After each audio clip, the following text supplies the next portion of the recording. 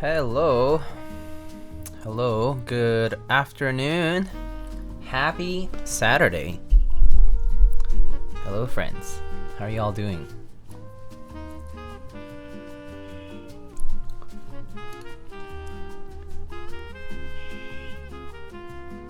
Okay. Hey, Nine Walker, Opsmage, hello. Mr. Jim, hello. Feature Bound, One Drunk Man, hello. Mason Gray, hi. Brandon, what's up? Captain Mike, hey, what's up, my friend? My fellow Aries enjoyer.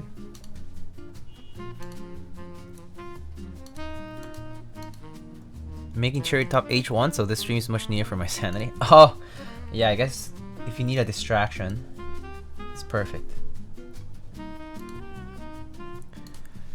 Alright, how are y'all doing? Aries is bae? Oh, for sure. Although she's the ideal husband. JK. Alright.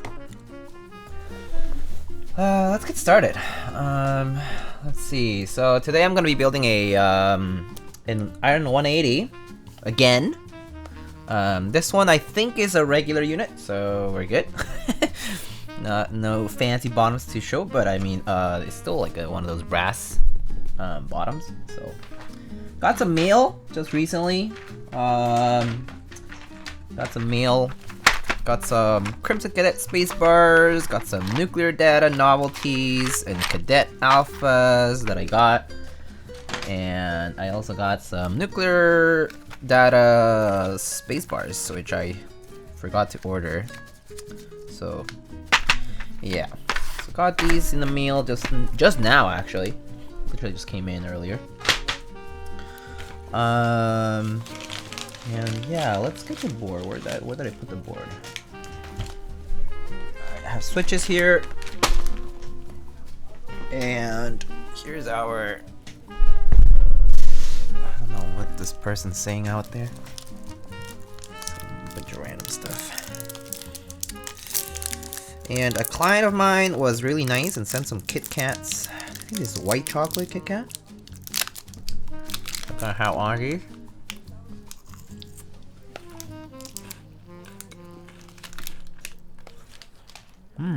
Yummy.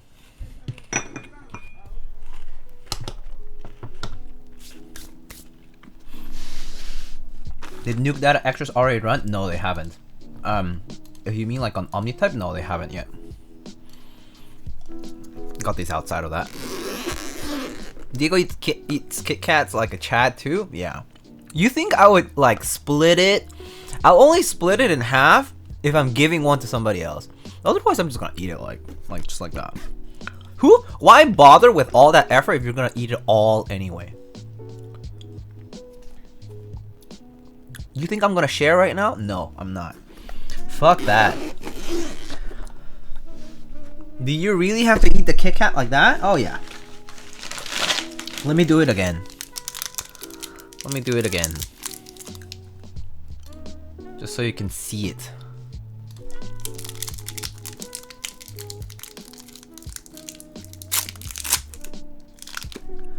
Oh, should I split it like this? Oh my god, I should. I totally should split it.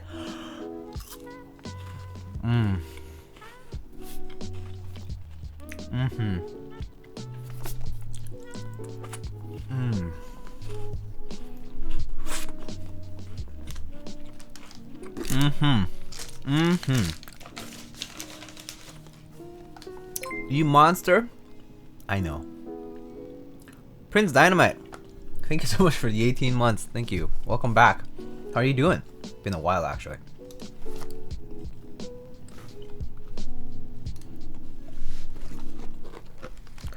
Alrighty. So we have our plate and PCB here. Gaskets. Did all of the Iron180 kits ship with an aluminum cap? It looks like it. It looks like the aluminum cap was part of all the kits. I thought it was an extra, but I guess not. I suppose not. color matched artisan. I see. No wonder. I thought it was an extra for like this whole time.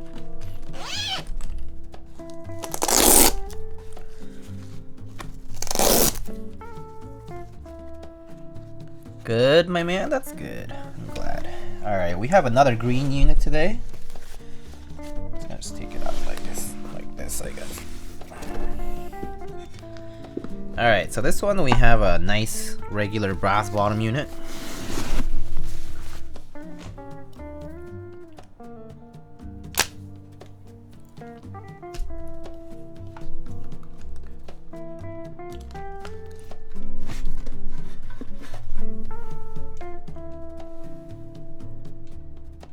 What the heck? What's going on, camera? All right, there we go.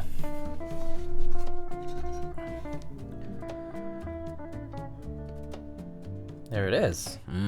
Looks delicious with this regular sandblasted brass bottom. It looks so nice. It looks so good with the green, in my opinion. And it's as heavy as always.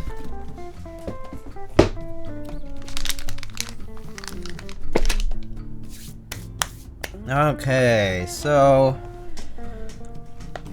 I guess I'll just I want to enjoy this brass bottom for a bit. I'm gonna flip it over like this. Maybe put on some bump-ons now. Should I do the thing? Yo, nuke data on this with the cadet alphas? That would look pretty good, not gonna lie. That would look pretty good. Up to you. I don't think I've put nuke data on stream. I had it on a key call number 2 that I built a little while ago, but that was off stream. So if you want to see it on stream, it would be a good idea. Yeah, I can do that.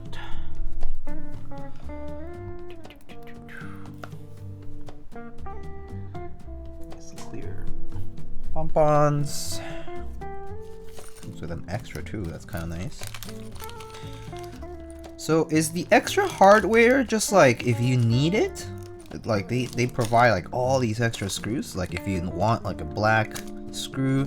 Although I honestly like the screws that already come with these, with like that reinforced mid part for the longer screws, because I don't like these longer screws being this thin. These are M2.5s, I think. And being this long, it just kind of feels like it's gonna break in the middle somewhere. So I think I'm just gonna leave the regular screws. Let's do the thing. I assume that means nuke data. So, alright, nuke data it is. I have to go find it in a bit.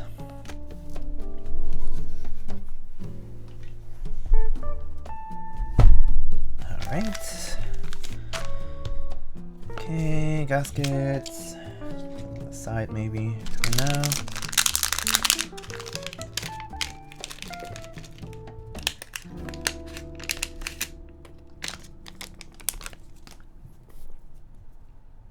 Ooh.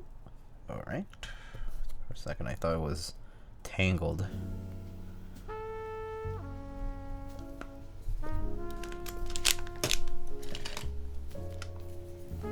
Oh, TKL King. Hello, how are you, my friend? I'm doing alright myself. I had a pretty chill weekend so far. I went out to eat sushi yesterday. I had some sushi yesterday. That was great.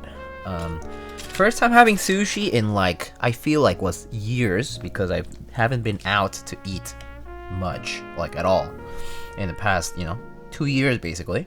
And so I went out to have some omakase, and it was delicious. I did not take any photos because it was actually one of those short time omakase, and it was very good though.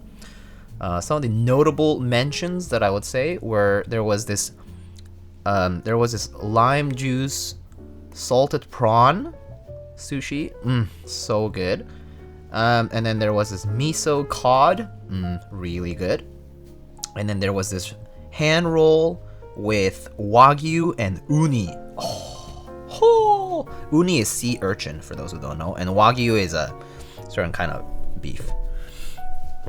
fatty beef. But yeah. Oh, it's 6.25U fixed. Okay, cool. Alright. So 6.25U today. Got some stabs over here. Omakase always good. That was like my second omakase experience actually. Before, you know, when I was in school, I just didn't have any money to spend for omakase, and then later on I went out for omakase one time, and that was good. It was actually not as great the first time I had omakase, like at a restaurant in where was it? Was it in Vegas? It might have been somewhere. Yeah, I think it was in Vegas, and it was okay, but it was too expensive for what it was, and I was just like, man, I'd rather go to those cheap all-you-can-eat sushi places that just has like cheap sashimi that comes in a big ass boat, and you know, you just get sashimi only. Forget the hand rolls, forget the rice, just get the sashimi, you know, and you just like, you know, eat a lot of sashimi, which is great. But yesterday's was actually exquisite. It was really yummy. I really loved it. It was like $50 for a 12 course, like a 12 like piece menu. Yeah, and it was a great experience. You know, plus tax and tip, I guess. So it comes to around like $60 per person ish. Is Hazaki in East Village still open? I believe so, yeah. I believe it is. I haven't passed by there to tell you, but I think it still is. It's gotta be, I think. A lot of places in New York also adopted the like the delivery model when the pandemic hit, and so a lot of these restaurants did survive, but there are some others who kind of took their time and fell behind the competition. So there are some places I'm not entirely sure if they're doing fine or not. So, but yeah, I probably have to check. Gotta check on, like, if you check on Yelp, you probably can tell right away. Have you tried Nami Nori yet? No, I don't think so, actually. I don't think I have. Alright, let's test this PCB. So many Iron180s being built recently? Yeah, I don't know, it's kind of coincidence. I just had a few clients just send Iron180s. I suppose it's because of the extras and such. I believe this one's from the group buy, but I don't know about like, yeah, but I did have like a bunch of other units sent to me, and so yeah, that's why. Just timing things, I think. Highly recommend hand rolls West Village. I've heard of it. I know where it is. I know where and like what it is, but I just haven't I guess I just haven't had it yet. So yeah.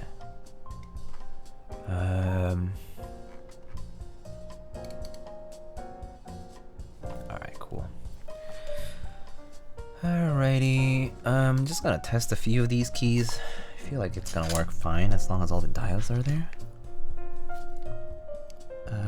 Oh well, I'll still test all of it because sometimes the diodes can be flipped, and I've had that experience before. You don't know until you try it, so.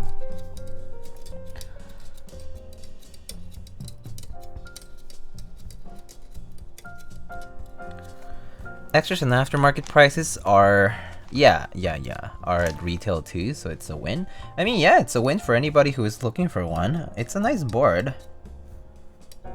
It's heavy AF, you know?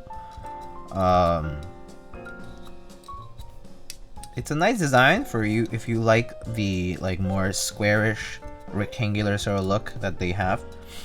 Very like kind of like a nice wedge, and you know, just like simple look to them.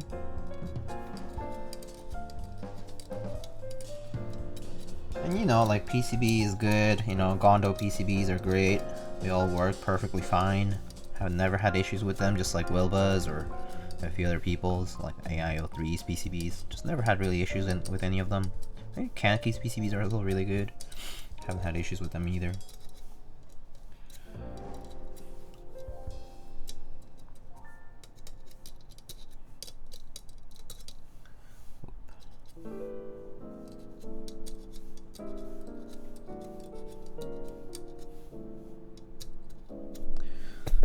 Great. Frames dropping? Oh. I think I'm doing fine right now. Might have been a spike, but I think I'm doing okay.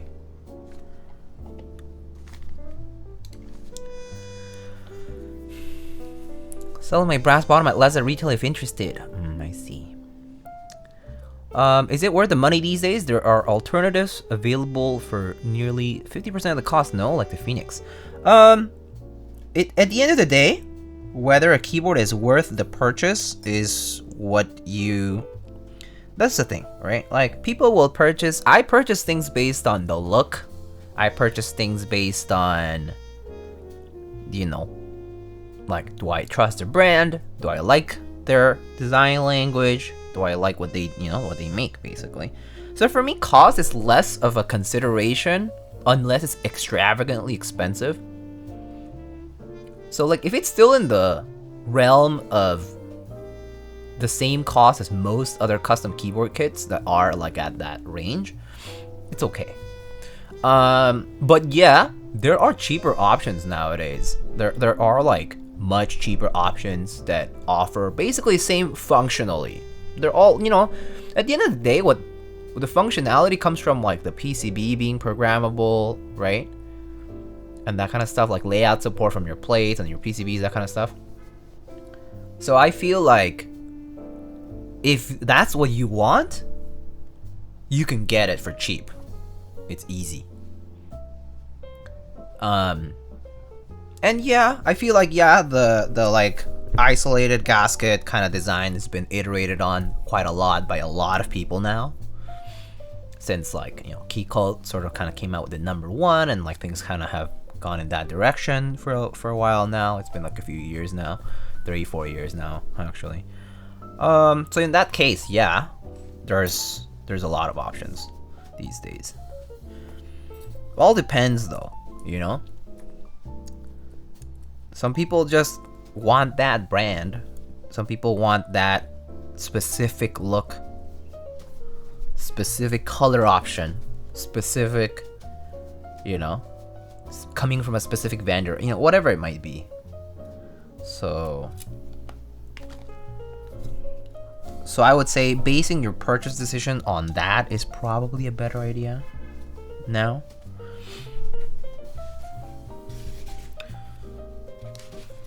Design-wise, there's not a lot that stands out for me that's saying that I've got a 765 on the way. Yeah, right.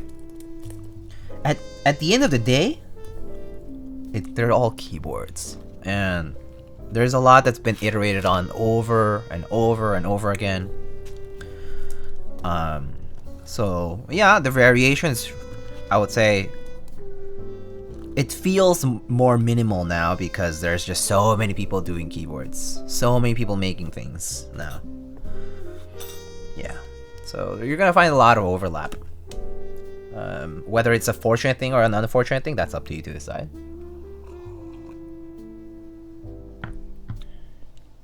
What mount is an iron? Yeah, it's a gasket strip, like, you know, sandwich like gasket strips on the case or the plate, you know, doesn't matter. But yeah.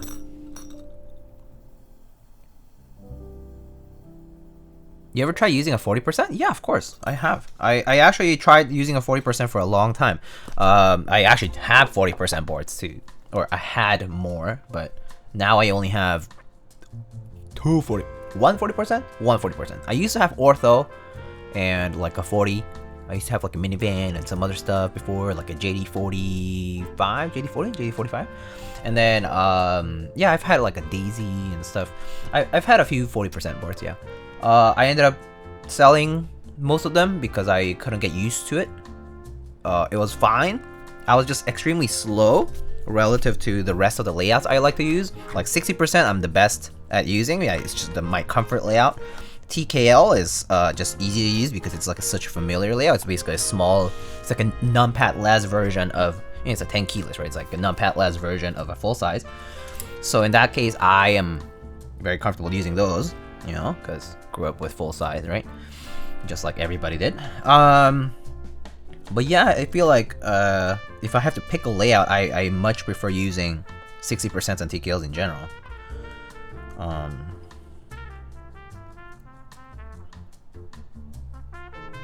But yeah, 40% are okay, but I'm just too inefficient with them to justify buying anymore. They're cute though. They look cute. What's 40 do you say you still have? I have an Equinox right now. I think that's the only 40 I have now. I have a TMO 50. I have a TMO 50. I have an Equinox 40, Equinox XL, which is kind of like a 50%, 45, 50%, whatever you want to call it. But other than that, I don't have any other smaller form factor boards. But earlier, like years ago, when I first started in the hobby, I did have a minivan, a Planck. I had a Daisy, which is one of those. I think it was like on, I don't know where was it, from AliExpress or something. I don't remember. And then I had a JD40.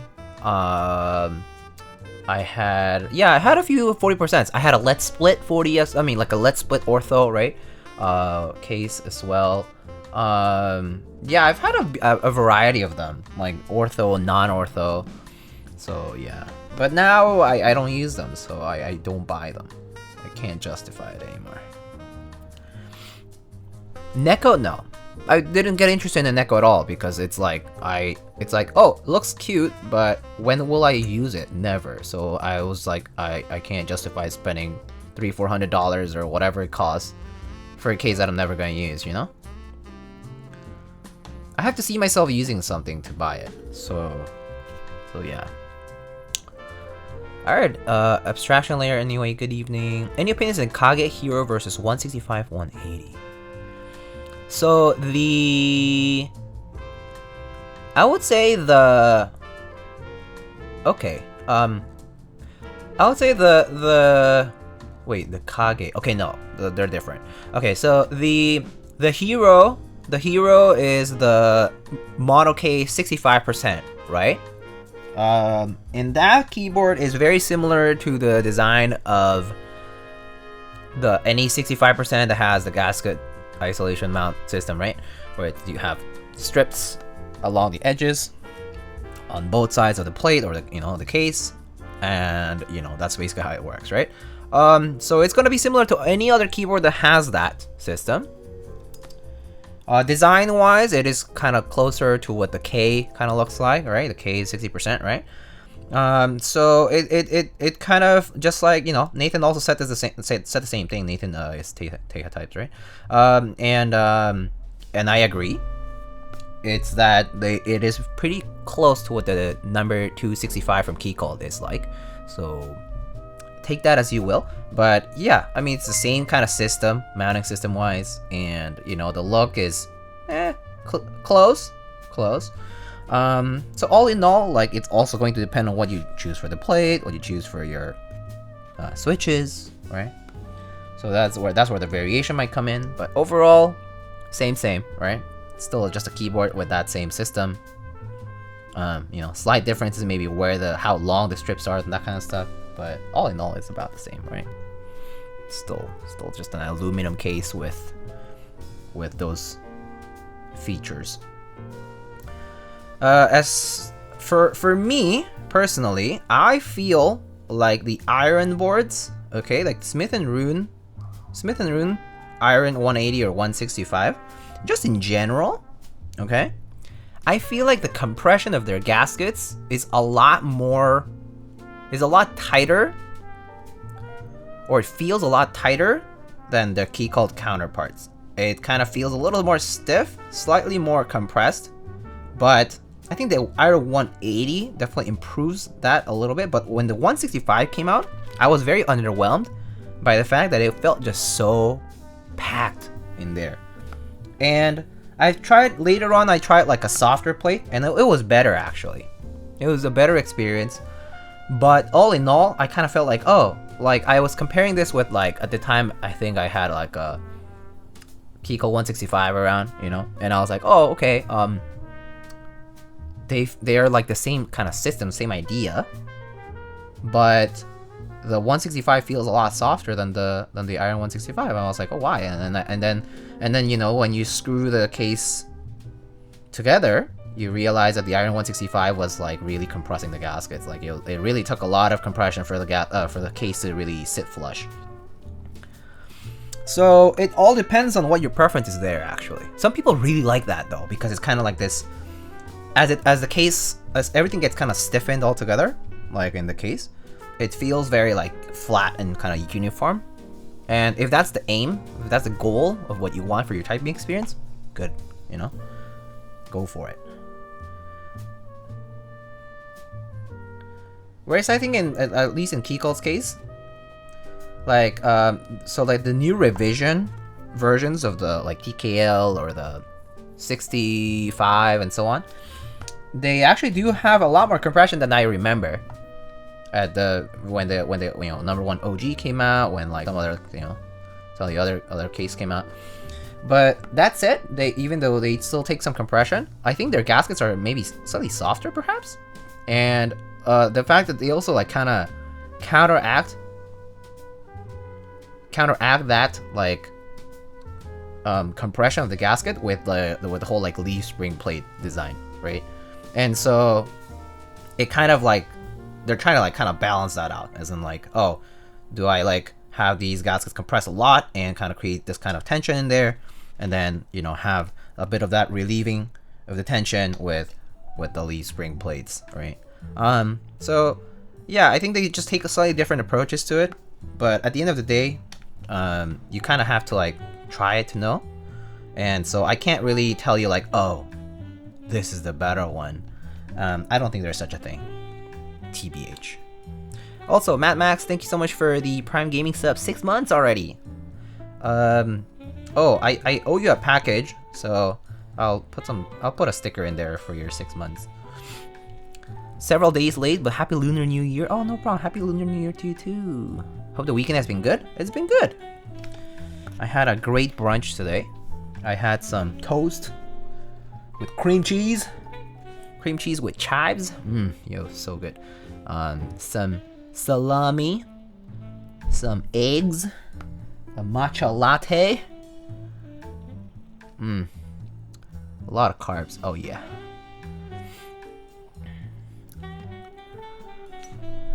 The Equinox, is that PCB gasket mount? Yes. The Equinox has gaskets on one side on the case, on the bottom of the case, if I recall. And yeah, it's PCB only. No plate. What do you do with your hero? Oh, it was not mine. I returned that to Monoke. It was for Monoke to keep. So I sent it back right after the build. R1 165 gaskets were really thick. Yeah. Yeah, so I remember the R1 165 was like, holy shit. It just all felt like so compressed. Is the cream cheese shortage over? I think it is, because I was able to find cream cheese at the supermarket with no problem. Because I also remember going to the supermarket once and there was no cream cheese. Because I guess people are baking a lot, right? From the pandemic. So I think it's better now. Anyway, our 165 is softer pour on, not a stick. Ah, nice. So see, like, now that they're doing several rounds of things, they're revising. Like, they're revising these little details, right? And so, yeah, all in all, it all depends on the designer's kind of vision for that, right? But yeah, TBH though, like whether I want a hero or a 265 or a 165, it all depends on like what aesthetic do you like. But they're still like the same old kind of keyboards, you know. You can customize them more if you want, like beyond what's provided in the kit. Like maybe you can explore options for your pour-on gaskets and your plates, and that will change the feel of the board entirely, right? People kind of forget sometimes that your keyboards can be customized beyond what the custom kit like comes with at the base level. Anyway, I want a more premium feeling top mount, 65%, like a Gucci version of my Freyr TKL. Top mount 65? Top mount 65? I mean, if you think that the TGR 910 is a premium 65%, I'll say no. The TGR 910 is literally the novelty of the TGR910, for example, is a corner blocker. It was the first keyboard to bring the corner blocker to the scene, right? People were like, oh my god, corner blocker has a badge on it. It says 910. Wow, TGR, right? But the mounting itself is literally symmetrical. It's 1, 2, 3, 4, 5, 6, 7, 8, right? Like there's 2, 2, 2, 2 like mountings, right, on the plate, at the edge of the plate. And they're completely symmetrical, right? So it kind of feels very like, it's very underwhelming, typing wise. I actually was very underwhelmed at first, but the reason I got a TGR910 at the time when I was looking for one, it was because the TGR910 RE, the one that came in polycarb, was one of the first polycarb cases in the market, along with the MXSS, which took forever to fulfill due to issues with manufacturing. And I remember, okay, my biggest regret back then, this was like 2018 I think, or 2017, 2018, I don't know. That year, Yutzi reached out to me one time on Keycaps and was like, hey man, I know you like the boards that I make, and like I know you like didn't win the 910 CE, like the group buy back then. And he was like, hey, do you want a slot for the 910 RE? And I turned it down at the time. At the time, this was not a big deal because back then, you know, TGR was just like any other, you know, board. So I was like, oh no, I'm good. I actually don't have money to spend. This was like back when I was still a student, so like I was like, I had no money, right? I had no money to spend. I had a bunch of debt actually because my family had like a bunch of stuff going on, and I had to like help, and you know, there was a lot going on in my life at the time. I was also like in a big funk, and yeah, there was a lot going on, and I was like, I can't spend. I can't do it. So I'm gonna turn it down. You know, sorry, like I can't take it. As much as, you know, it's beautiful. I saw some of the photos. It looks great. It looks amazing. But sorry, bro, I can't spend $500 right now.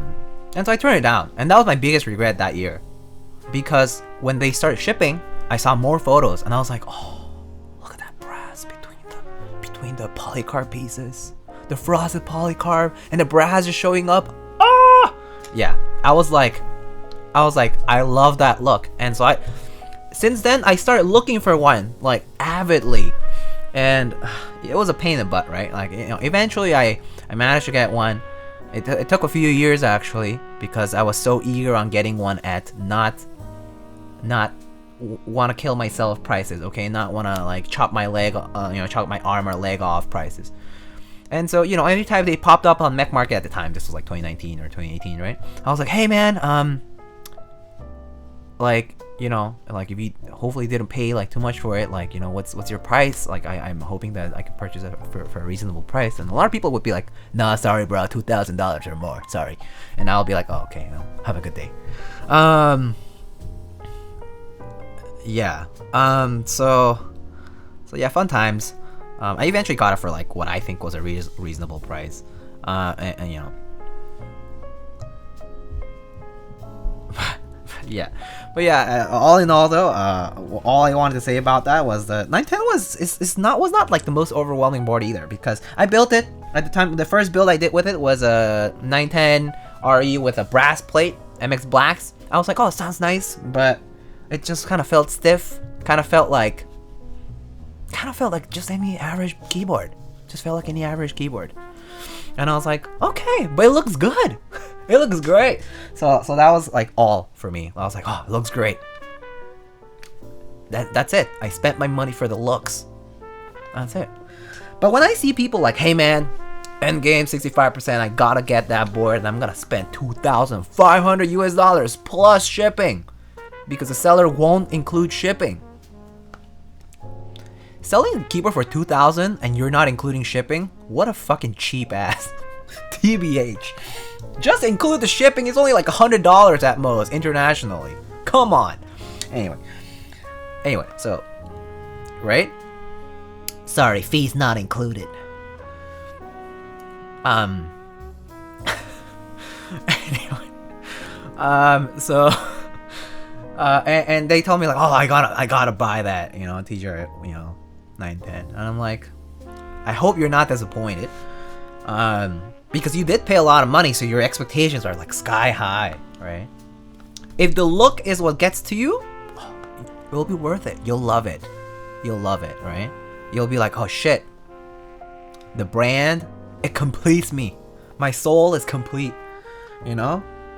Like, I wake up every day and I pray to my altar that says TGR Keyboards on it. It has UT's profile picture on it.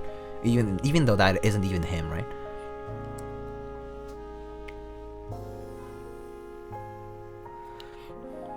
But yeah, it's just kind of, it just kind of goes like that though. There's a lot of keyboards is what I'm trying to say. A lot of good keyboards out there. But don't limit yourself to just the hype of a brand, okay?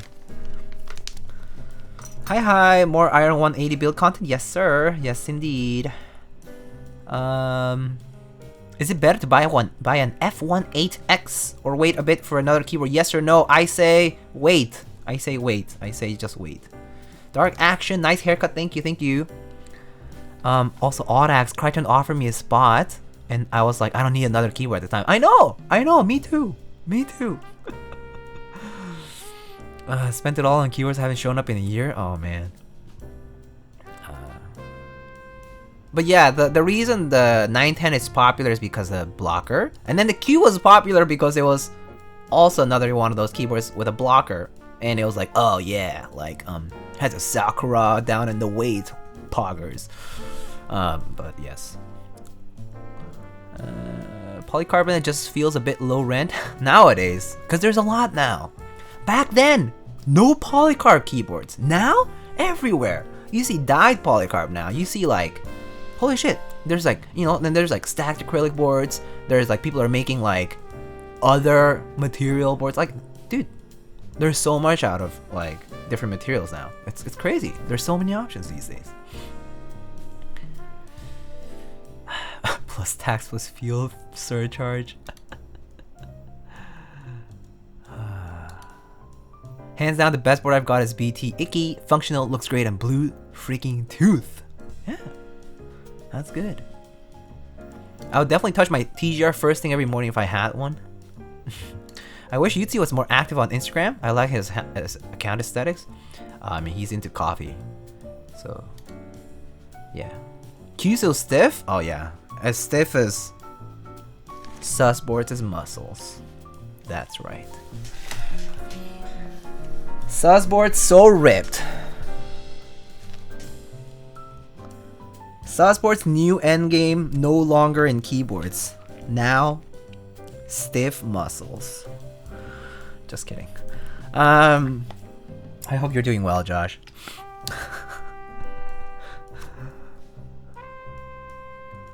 Best part of the queue was filing. Yeah, I remember I had to file a few brass plates when I did some Q builds, and that was painful. Lovely listening to you. Look forward to the best stream. All the best and catch you later. Sounds good. Curious Yellow. Have a good one. I hope you find a premium top mount 65% soon.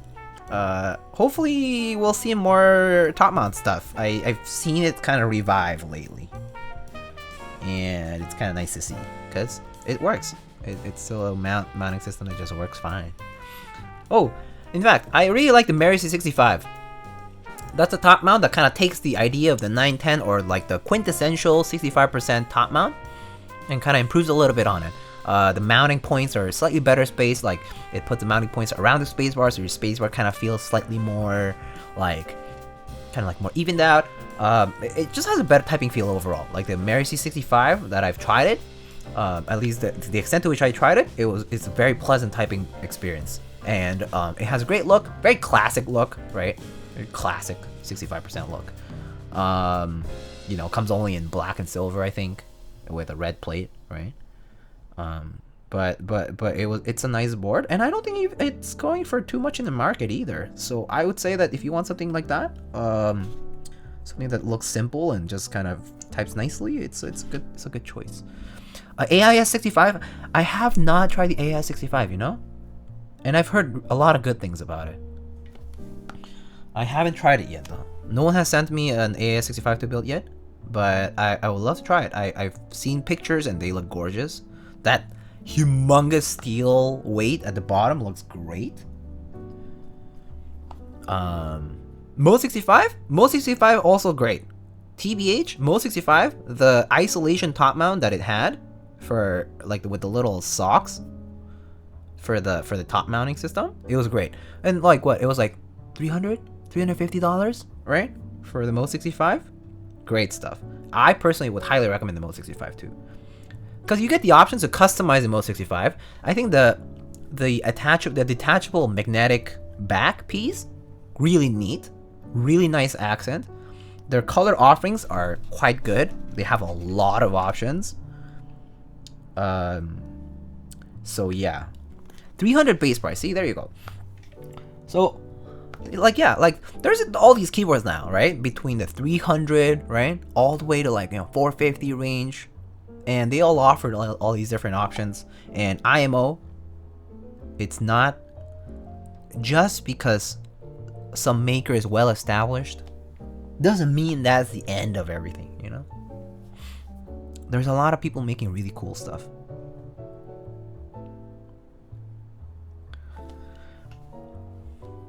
Keep an eye out for the Mary say, I imagine you were trying to say. Mode 65 ISO top mount buzzing. Yeah, I would vouch too. I had a great time with that Mode 65 Lilac that I built a while back. It was fun. It was a pleasant time.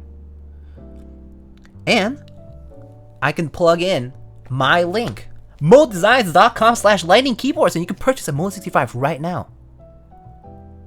Right now. And any purchase you make, it'll provide a small commission fee for me, and it'll help me support the stream, support my content. Win-win. I'm just joking around here. But I mean, yes, you can absolutely do that if you want to. Help his man feed his tiger. Poor tiger. Look at Nono. Does he look starved to you? Be careful. If you don't hurry and buy a Mode 65 right now, JD might eat Nono. No. Don't do that.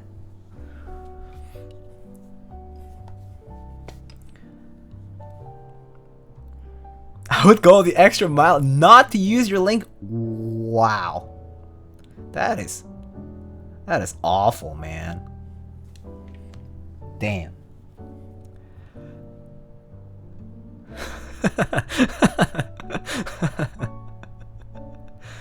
Actually, you can't buy Mode 65 in there. Oh, damn. XD. GG. I have just fooled myself. Just made a fool out of myself. FML. SMH. Lightning Keyboards. Bad streamer. Doesn't even know what his affiliates and sponsors are offering. You can pre-order Mode 80. That's right. You can. Repeat but change 65 for 80? Yes. You can purchase a Mode 80 at modedesigns.com/lightning keyboards. Anyway, JD keeping Nono later for emergency snack? Yeah, emergency rations. Man, times are tough these days, okay? We have a pandemic going on outside. You don't know when you might run out of food. You don't know. Keep a duck around for friendship and then perhaps a ration. Anyway, hey Lightning, do you usually keep most of your boards? On that note, how many do you currently own? Do I keep boards? Yes, I purchase keyboards to keep /collect/use. Yes. How many do I currently own? Too many is the right answer. Yes, too many. Too many keyboards. Am I an idiot for doing it? Probably. With someone who is more attuned with the real world, who has a job and a salary and savings and a house to buy, or maybe they need to buy a ring to, get hitched, okay? They might be like, they might see me, they might be like, Diego, you're almost 30 years old and you have no savings. All you have is fucking keyboards. You don't even have a salary anyway. You don't even qualify for a 401k. But you have a 401kb Okay, that's cool. But Diego, you need to wake up. Wake up! Do something better with your life. But I'm like, hey, look. Look. Keyboards bring me happy brain chemicals, as Mason Gray would say. Happy brain chemicals. Nothing better than that. I wake up in the morning, okay? And I take my meds, right? I have some meds here. These are my antidepressants actually.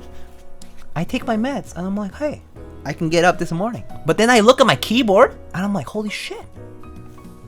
Holy shit, my day is so much better. I type on it, I'm like, oh! And then it's like, whoa, happy brain chemical. Instantly. Instant. And then I switch it out and put a new keyboard on my desk. And then it's like, oh, more happy brain chemicals. Holy shit. Guys, live day by day. Live it happily. Live it happily. Every day of my life is better because of these wonderful toys that I have. Sure, they're let's be honest, not the best way to spend my money. Let's be honest. I should probably do better things with my money. I should probably save. I should probably do all these things. Yes. I don't deny that at all. Don't deny it at all.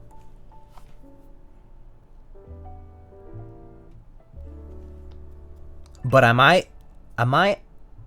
miserable? No. Do I still have a roof on top of my head? Yes. Do I have food to eat? Yes. I'm still living life. I'm still doing fine. I'm content. If the day comes when I am spending exorbitantly and I cannot pay my bills or something stupid like that, like I'm basically putting myself in danger and in trouble, that's bad. But I always make sure to stay within my budget. Always stay within your budget. You know, budget yourself to always have a little bit more, a little bit of emergency funds, you know, to keep yourself safe from unexpected circumstances. Because, you know, I learned that the hard way. I did learn that the hard way. I did have emergencies happen. And I put myself in debt. Facts. I sold keyboards to fund that.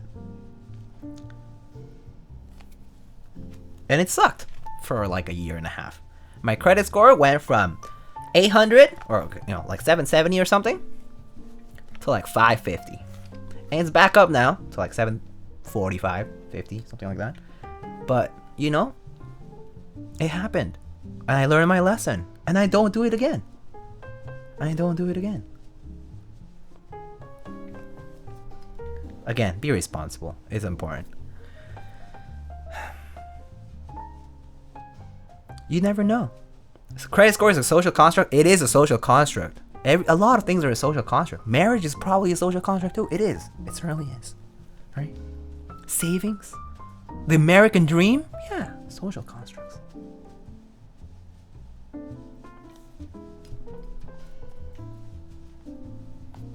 My freedom in America? Social construct. Kona W. Keeps our material good undeniable. Yeah. They're a luxury. Fact.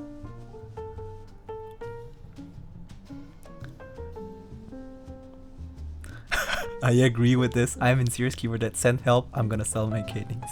Why save when you can buy more money? Right. But anyway, right? Investments, right? It's basically spending money to get more money, right? So, hey. I don't consider my keyboards an investment, but it's an investment in my own happiness. It's an investment in the things that I like. It's just like going out to have a good meal, taking time off for vacation. Some people just have different ways of spending that money. It's still better spent on keyboards than buying a car.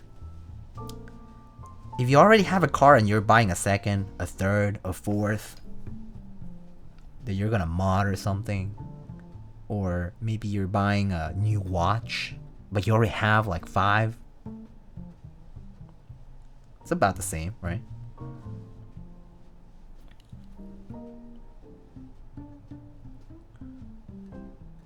at least keyboards do have it slightly nicer in the fact that they do kind of retain some value, sure. But well, if you're buying it to resell, right? That's a different story. I do buy them to keep and use for as long as I can, and then yeah, sure. If I have to sell it, I'll sell it, right? But I rarely sell stuff. My credit card debt is immeasurable, but group buys. No. Philly cheese boy, don't do that. Don't do it. Well, as long as you can pay your credit card bills in full, I hope. Debt can be rotating, you know? You can have like rotating debt, but as long as you pay it off. Don't get caught in interest and fees and rolling debt over time. Hot Wheels never lost. Diego, please check the clips channel. Why don't you just link it here? Did I miss it? Hot Wheels is boring AF? I don't know. I like Hot Wheels when I was a kid, man. Though I was never able to get a lot of them. I pay my debt with another credit card. You mean a balance transfer?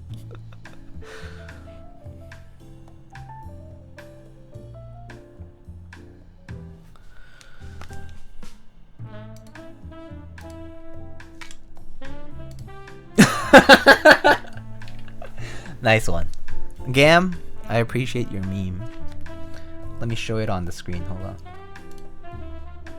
That's a good one. I like it.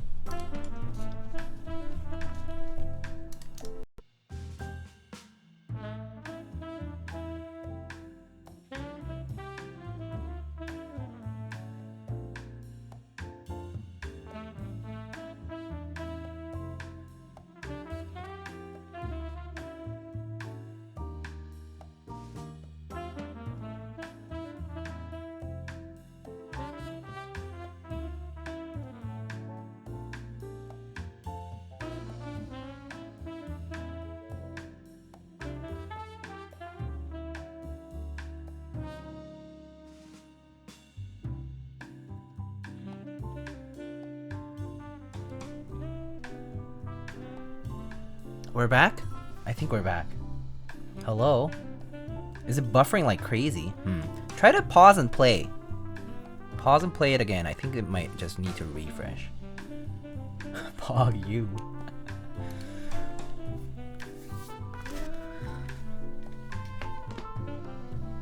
Alright. If anything, it's better now. Oh, great. Awesome. Yeah, I think my internet went down for like a split second. I don't know why, but yeah, that happened. Oh, okay, well, we're back.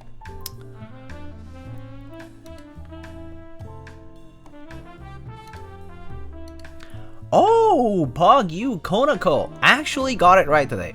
Welcome back. How are you, my friend? All right, what did I miss? Was the meme too strong? Yes. So I was about to show this meme, and then stream died, right? Okay.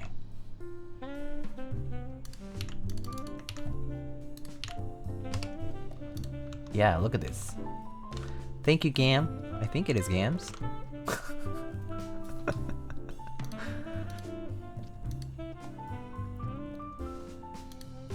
Show meme, stream die. That's me. That's me. Alright. Alrighty. Let's keep going.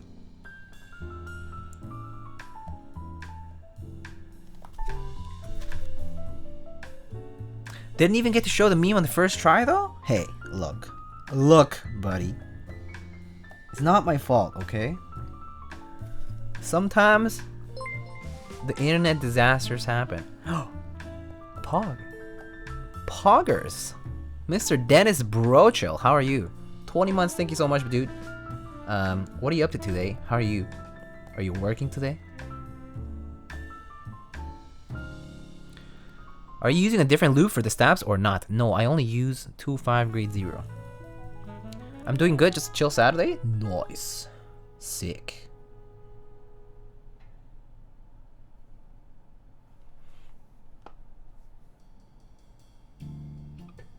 What's a chill Saturday for you, like Mr. Dennis? What do you do normally on an off day for you?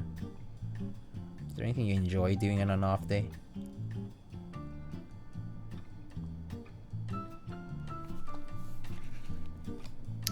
Oh yeah, I got your package the other day. Not sure Ragan told. Yeah. He told me. He told me about it. I gave him instructions. Ever tried XHD BDZ? Yes, I have. Of course, I have. XHD is good. I find it a little messy personally, so I personally use 2.5 because I prefer it. But it works just fine. It works the same, if that's what you're wondering. Is one better than the other? I personally think it all depends on your comfort on applying it. I personally am just used to using 2.5, so I stick to it. But they work the same. Assuming that you know how to apply it, it works the same.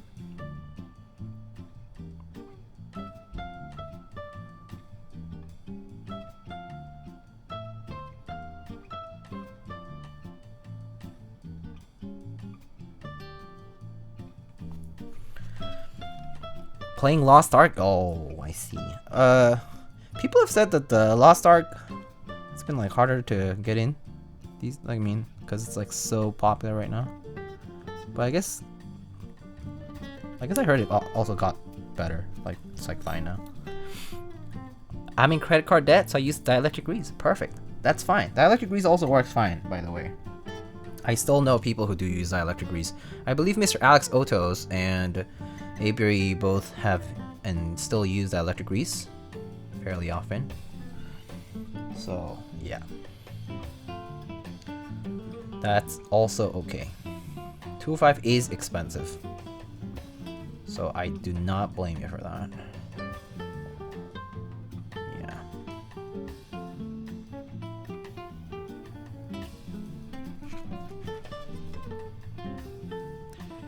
People say dielectric grease makes stabs mushy, but I've never run into. If you haven't run into the problem, good for you. You know what I mean? Like that means you're doing a job better than them. So don't worry too much about it. Unless you run into the same problem, right? But if you're not running into the same problem and your stabs are fine, you're doing just fine. You're doing well.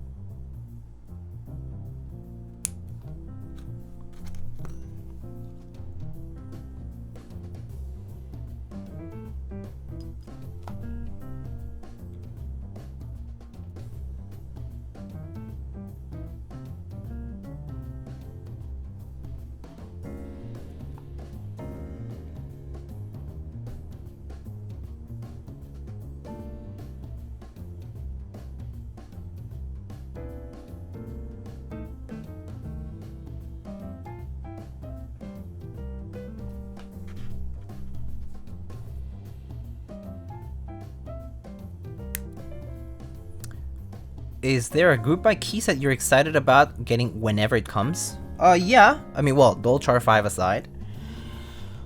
Which should arrive hopefully by end of March, hopefully, or April. I mean, recently I entered. Let me see what I entered recently. I entered GMK Terra Drive, which I think I'm excited about whenever that ever happens. I entered GMK Terra Drive recently.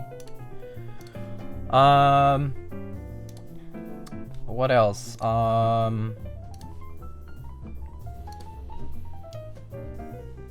me see. I want the GMK Gray and Black. I wanted to, but I'm gonna wait for GMK Mictlan. You know which one that is? The one by Mr. Vijesu from Mexico. GMK Mictlan is, I think, my cup of tea. So I'll probably enter for that instead of GMK Gray on Black.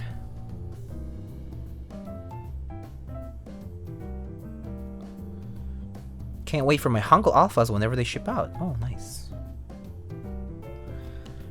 Sounds like Minimal R2 is getting closer to shipping, which I'm looking forward to. Never got R1, was before I was in the scene. Lots of black on white key sets out there, fortunately, so the options are there.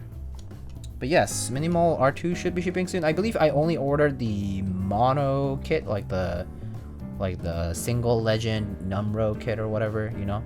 I got that one. I think that was the only one I got because I do have R1 Minimal. So yeah.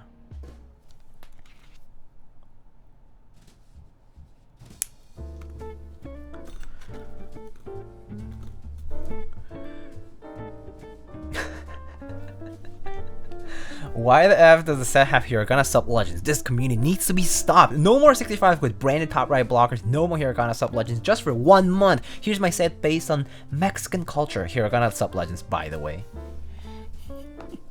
There's some good copy pastas out there. Oh, Mr. Nico, how are you, buddy? How you doing? What's cooking? You are up. Wait, Nico, where are you located, actually? I always get confused.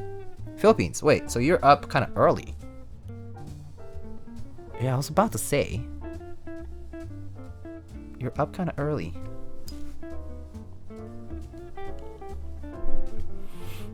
For a Sunday. Miyamoto Mustachi is a bloody legend, mate. Yeah. Very, very nice.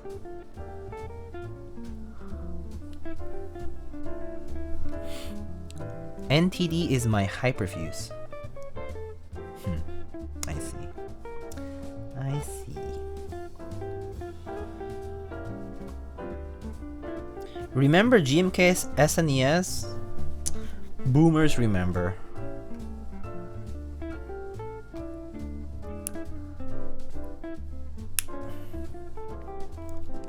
There need to be more keycaps with Korean sub-legends? Is that right? Are there very few of them? I mean, I do think there's a number of them now. There's Hallyu. There is Red Devils, Burgundy, Dolchar 5. What else has Hangul? I mean, Beige Hangul, White on Black Hangul. Black on white Hangul. There's the, what was that set? There was like a grayish key set. Was it Rainy Day? I don't remember what it was. There was another one. What else? Hootie? Did Hootie have Hangul? I think Hootie had Hangul. I think. Bingsu, yeah. Yeah, there's a bunch of key sets that have Hangul, though. Like, there's more than you think, is what I should say. Jag, yeah, Jag. That's the one that was. Quite a lot, though, now. Did anyone see GMK3 run R2? What? R2? I thought they were in stock on drop. GMK3 run. Sunday coffee in the garden with your stream open. Oh, very nice. I am honored to be on your morning coffee stream feed.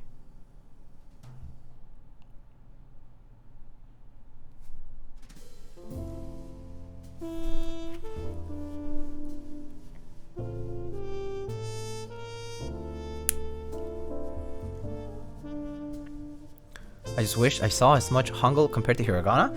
That's kind of a hard ask, I would say. A lot more ayayas than Korea booze, I think.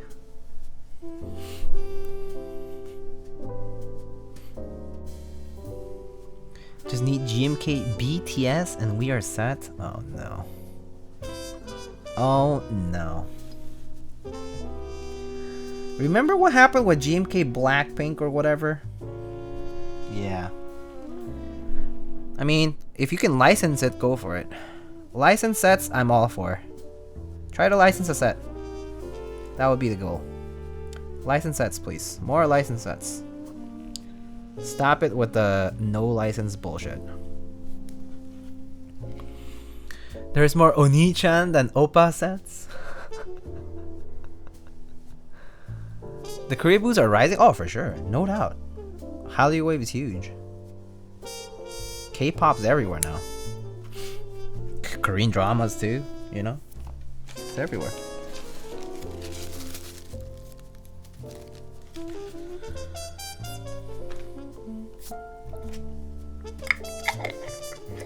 I wanna see Wob Hangul with pink subs or like pat print.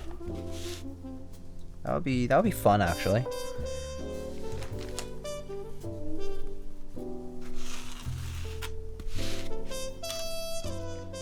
Contractually obligated to ask for more Arabic sets. I don't disagree actually. More Arabic sets would be nice. No GMK Pulse Saudi kit, huh? I remember when that was posted. I was like, Manga S. Manga Christ. But why? And then of course it was fixed to Arabic, right? After somebody in the comments pointed it out on the Reddit thread. I wonder who that was. GMK Saudi. Or GMK Paul Saudi kit. Goodness gracious. Goodness gracious. At least there is CRP Arabic, which is great. And there was that other key set, right? Arabic one. And I mean, what else is there? I mean, there's that guy who's trying to do GMK SAA, which is going to be basically what CRP Arabic is, but replicated in GMK with pat print legends. And then there's going to be white on black Arabic, I think, soon. So, green equals Islam, boys. Yeah, my. There's Arabian Sea too. Oh, nice. I didn't know that. I don't know all of these sets. There's so many now. So many. I just don't check interest checks much anymore. Sometimes when people link them, I'll open it and just take a quick look. But I can't follow interest checks anymore. There's so many of them. Too often. Too many.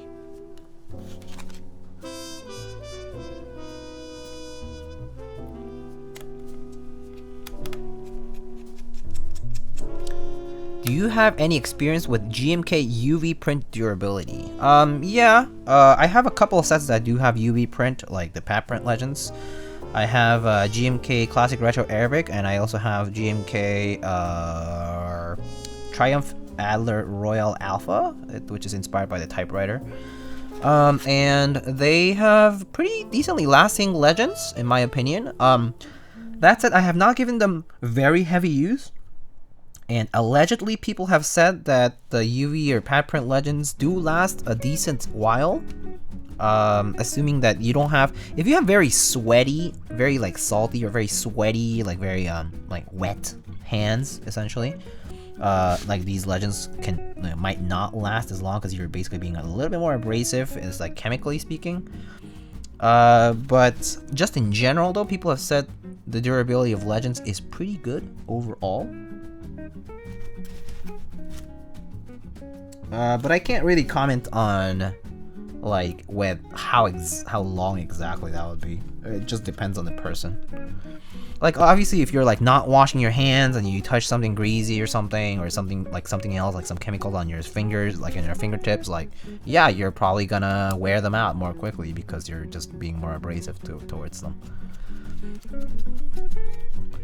I heard someone say that isopropyl alcohol kills UV print. In the first place, why are you touching your keycaps with isopropyl alcohol? Sorry to ask, but I mean, like, why? Why are you actually doing that for? You can just wash your keycaps with regular warm water and soap.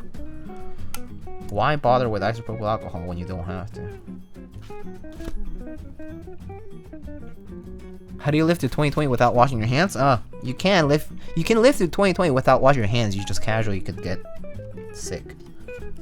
Maybe you just live to tell the tale. I only buy GMK, WOB GMK now.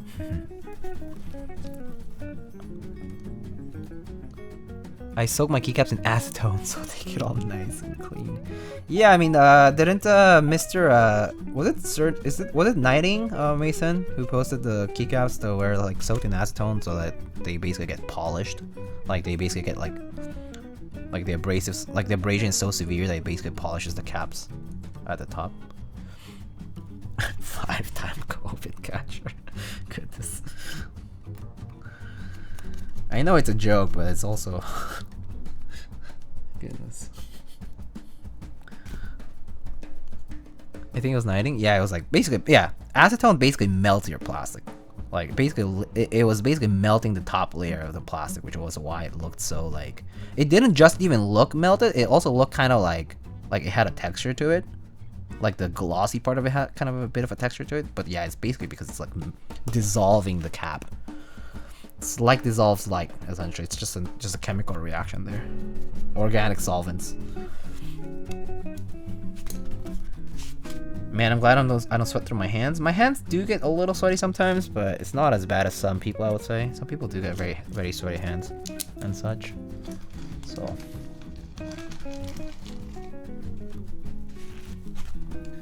Alright. My hands are, yeah, relatively dry.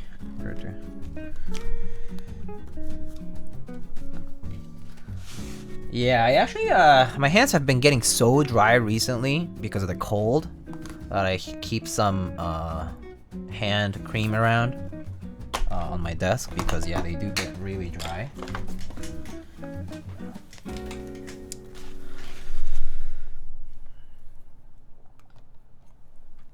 I think my set is starting to shine. Doesn't feel rough anymore. Oh, nice.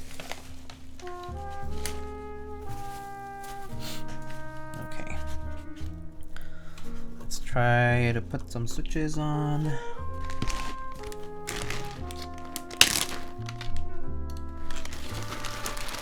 Kiehl's is such a good brand. Yeah, I like it. I also had the like a L'Occitane hand cream for a while, a while back now. But this one's lasted for a while. It's been really nice. Doesn't smell too strong. Doesn't have a very strong aroma to it, and it also has a pretty good moisturizing effect. So I've been enjoying it. I don't like the ones that like the hand cream smell. It's like too strong. It's just kind of off-putting for me.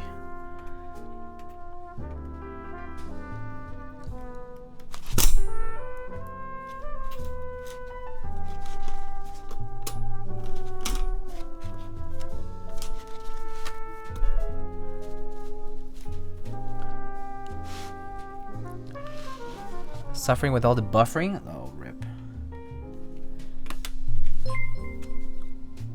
Oh! DD Decline, hello! Thank you so much for the raid. Welcome, raiders. How are you all doing? I hope you had a good stream. DD Decline, what do you do today? Do you build something today? Oh, yeah. Hey, Fort I, hello. Audax says L'Occitane lemon hand cream. Oh yeah, that one's good. I like that one. You built a Cornelius and a Phoenix? Nice. It was nice and chill? Good. Good, good. I'm glad that you've had a chill Saturday. Chill weekend for everybody. Welcome, Raiders. I need sign language keycaps. Huh, that would be interesting, gotta say. I did learn a little bit of ASL when I was in high school. It's not easy. To learn from scratch, at least it would take some time, but it's a cool. I think I find it fascinating in many ways. Aveeno Forever. Aveeno's a nice brand, yeah. I also keep like a big tub of CeraVe.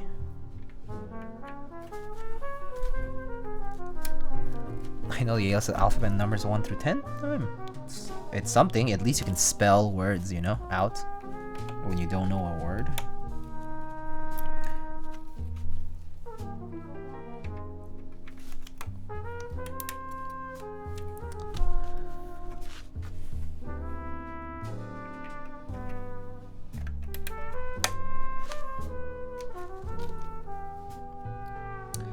Anyway, welcome Raiders. Today we're building an Iron180. This is the third Iron180 I'm building in the past few weeks. It's been a iron-filled few weeks as of late. This one has MOS switches on a brass plate.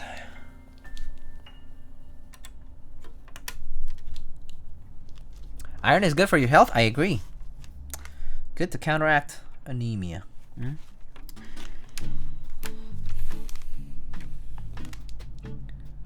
Also, you live on the busiest street. It's actually not even that busy. It just happened. It's because my window is literally next to the street. That's the thing.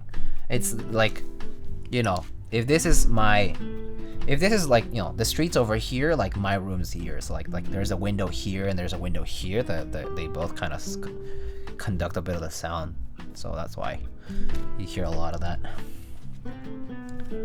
I live on the ground floor, so soundproof curtain? Oh, that would be nice actually. I wouldn't mind a soundproof curtain, to be honest. Someone always mentioned Diego Street. Yo, the best part is when they put the music, the Latin music, and there's karaoke upstairs and shit. The kids are running around upstairs because there's some kids on the floor above us. They're always running around. It almost feels like they're like bouncing basketballs and stuff. It's crazy. But I mean, yeah. Kiddos do be kiddos. Alright, let's try this out. Gotta be a special kind of person to want to live on the ground floor. To be honest, it was either living on the ground floor or living on the 5th floor and having to take the elevator. Which sounds like a terrible idea for this building because the elevator is super slow. It's one of the old ones. And also the layout for my current place was a lot better. So I'm pretty happy living here where I do actually. I actually don't have issues with noise, personally. Like at night it gets pretty quiet. But yeah, like during the day it's like whatever. I can just put on headphones, not a big deal. Even if I don't put on headphones, just put, you know, music on my speakers or whatever. It's really not a big deal. So I personally really like where I live right now. Pay a pretty good price. I'm like located a block away from a very nice grocery store. My post office is a few blocks away too. Subway's pretty close. A few restaurants here, coffee shops, whatever. Yeah, so I'm like pretty well situated. And so yeah, I personally have been pretty happy living where I am. Don't forget the taco truck. Yeah, taco truck late at night. On every so often I go there. Pretty yummy. I haven't been to a taco truck in a while because I've been trying to not spend too much money outside. But yes, taco truck too. Shawarma truck? No shawarma near me, at least that I know.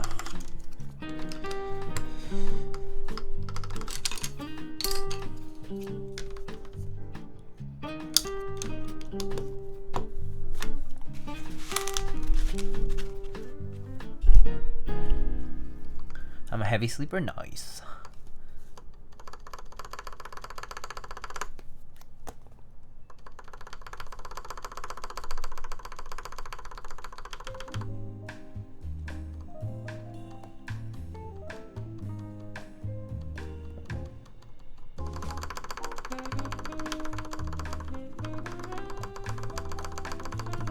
I like a good shawarma, same.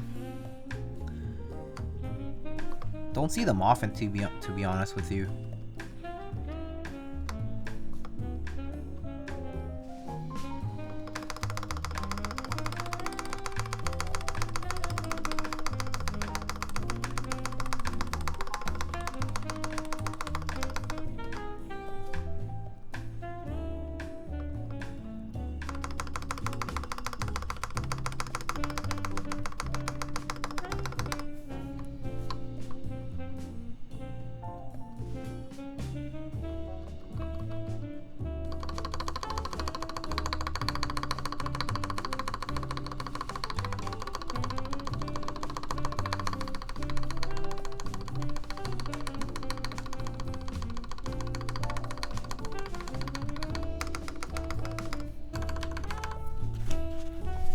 Does the taco truck make tortas? Yes, they do make tortas, gorditas, sopes, tacos. They also do nachos. They also do pambazos. Yeah, they do all that kind of stuff. They do pretty much everything. Chilaquiles. Yeah, all the good shit. I just did the responsible decision of not joining on the spring. Noise. Noise, noise, noise, noise. I personally didn't really enjoy the spring that much. It looked cool, but the layout's not for me.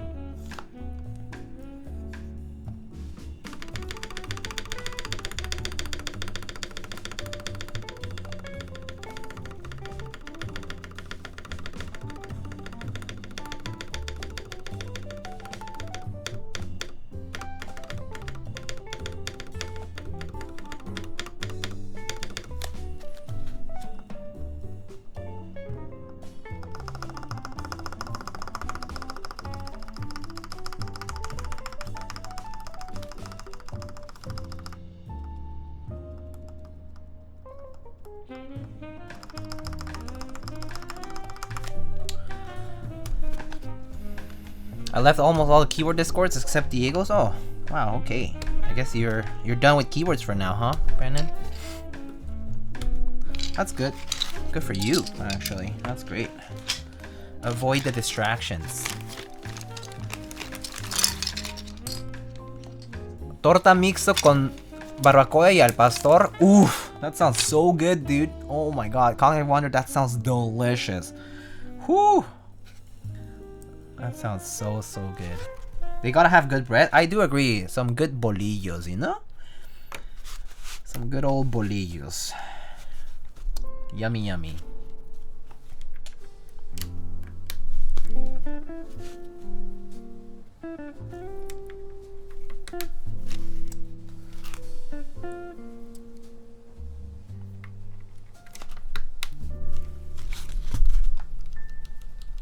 The resident grab pants emote user. You know, Dennis would probably do that more, but he's not around often in the Discord to do it. Also, I think he's just trying to hold himself back. Cause imagine having Brandon and Dennis being like this. God, goodness.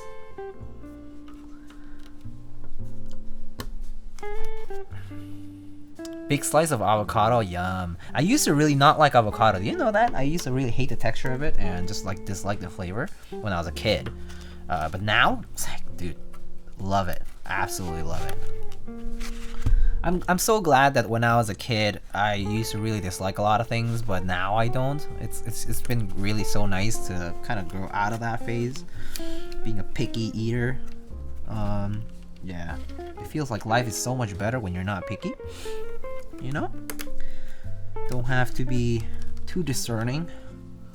It's great. And I tell this a lot to people. It's like, I can't get along with people who are too picky about their food, especially. It's just like, they're the first ones to bitch about something when you go somewhere and you're like, yeah, I don't like these. And I'm like, okay, alright. I mean, sometimes it's a win situation because it's like, oh, you don't want to eat it? Okay, give it to me, I'll have it. But I'm just like, come on, man. Like, come on. Those people are the worst. I mean, it just kind of ruins the mood, I think, when people sometimes are like very picky and just kind of like go with like, I can't eat it. And I'm like, alright, no appreciation. Cool. And like, you don't have to say, you could just be like, oh, you know, I actually don't like it much. Can somebody else have it or something? You know, that's okay. But there's some people like who are like, ugh, gross. It's like, okay. It's like,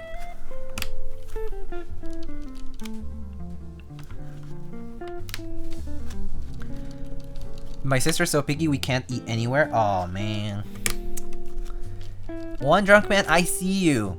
I see you. Trying to time yourself in saying the T word. I see you already. You're trying so hard. Stop being such a try-hard.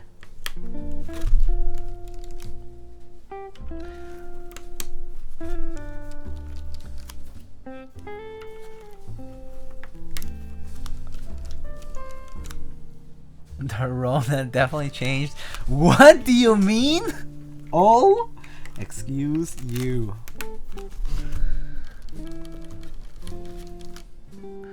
ODM lives to say the T word. That's correct. ODM's existence is defined by it, molded by it. Look at Ninewalker trying to avoid the penalty.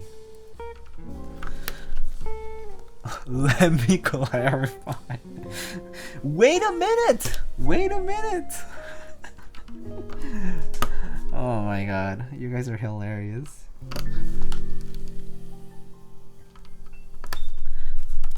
I guess Peaches is AFK for a bit, huh? I think she might be busy maybe modding FC's stream. I think FC was live just earlier when I was checking. So I think she might be busy over there. The foe?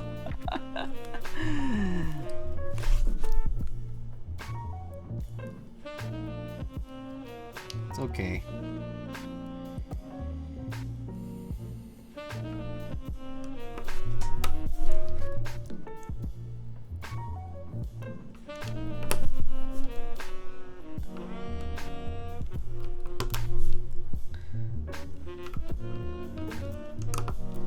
Oh, she said she was unwell? Oh no, I did not catch that. Oh no.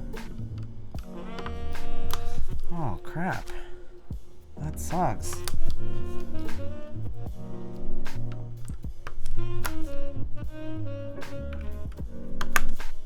Oh, I hope she feels better soon. Dude, that's a sick mouse. What is it? Yes, it's a custom mouse painted by Mr. Leonardo da Mouse. It's a Razer Viper Ultimate that's been custom painted in this kind of like coppery sort of version of it. Pretty cool. I actually bought it secondhand from somebody who had commissioned it initially, and it's really nice. I mean, I like the mouse by itself. Like I like the Razer Viper Ultimate already as a mouse, but yeah, no, the finish on this is really sick. CK is a good vendor. Okay, buddy. I see you.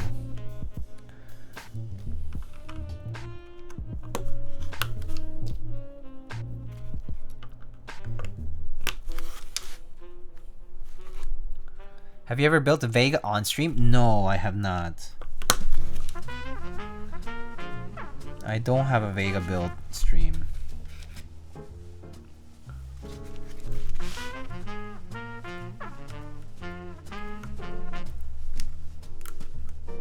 GMK Pro is a great keyboard IMO.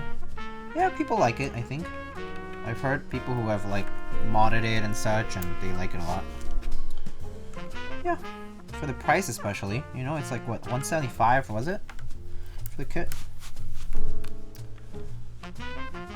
Guys, at the end of the day, if you're enjoying your keyboard, that's all that matters, regardless of however much it costs or whatever people say.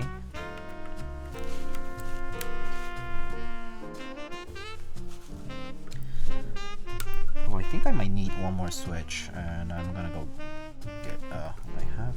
Hold a sec. I think I forgot. I had discarded one of the switches the other day, or a couple of the switches. Yeah.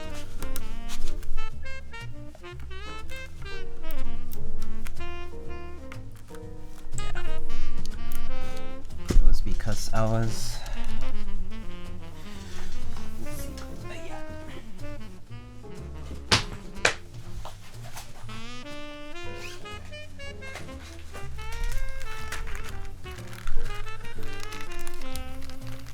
Vega price is wild right now? Oh, really? I thought they were kind of coming down again now that they're shipping. Oh, these are 67 gram, not 68. Whoopsie.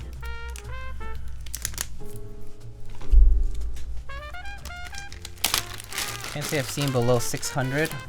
Yeah, I think I've seen them around 550, 600 for the price of the Vega, which I guess it's like, yeah, it's been like sitting around there for a bit now. Mr. Drua, hello. Been a while. How do you do, sir? How do you do?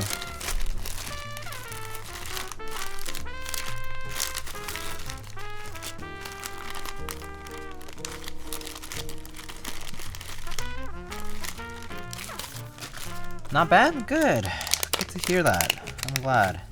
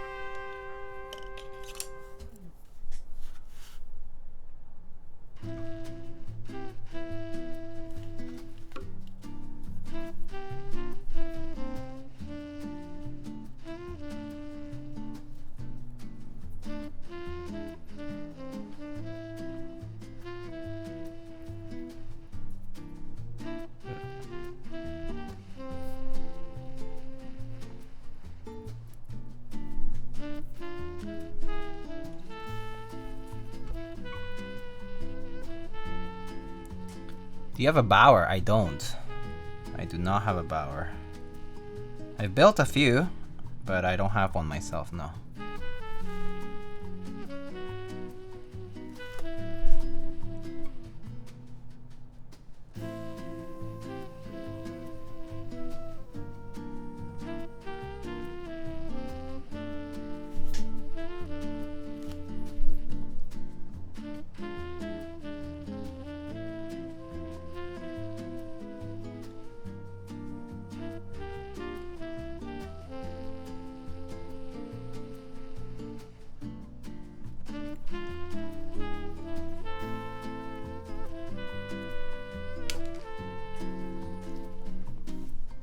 Omni-type affiliate with no Bower S Mage?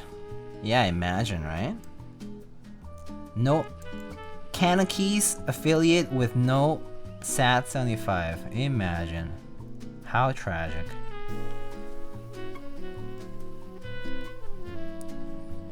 Let me know when there's a Bower 60.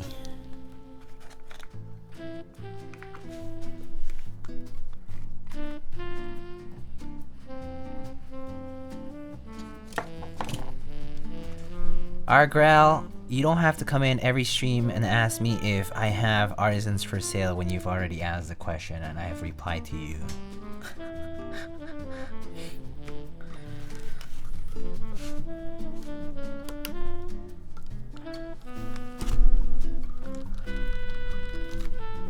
Did you build an Iron 180 the other day? Yes, that's correct. This is the third Iron 180 I'm building in the past few weeks. That is correct.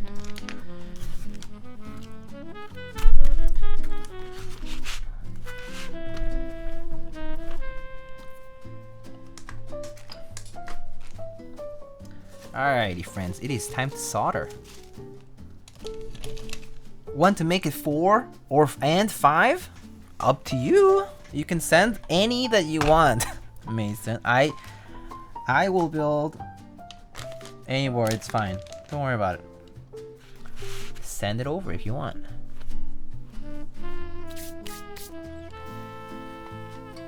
If you did have artisans for sale, wouldn't they be in the Lightning Buys and Sells channel? That is correct, Drew. And I actually was asked the question, hey, can you give me some pricing on these and these and this? And then I was like, oh, okay, yeah, sure, here it is. And then I was told like, hey, like, do you have any like, are the costs like below 60? And then I was like, yes, I do. And like, they're like, oh, can you like highlight them? And so I did. I like circled them on you know, on like paint or whatever. And then I sent a picture and I was like, yeah, like these are between 45 and 60 bucks. And then received no response. And then, you know, and then I'm getting this question asked on the stream chat every time. And I'm like, okay, well, I already answered the question, so I don't know why I should answer it again. You know what I'm saying? Why am I doing work twice? I shouldn't. I don't need to. Diego doesn't have some Topiary artisan for sale? I actually do. I actually do have a few Topiary things for sale if you want. I think one of the Murrays I have is Topiary. Yeah, and then yeah, you can ask me, Nine Walker. I have a few Topiary things.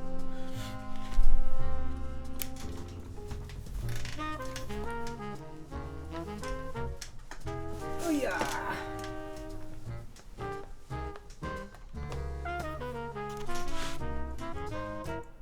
I can just go look later. But yeah.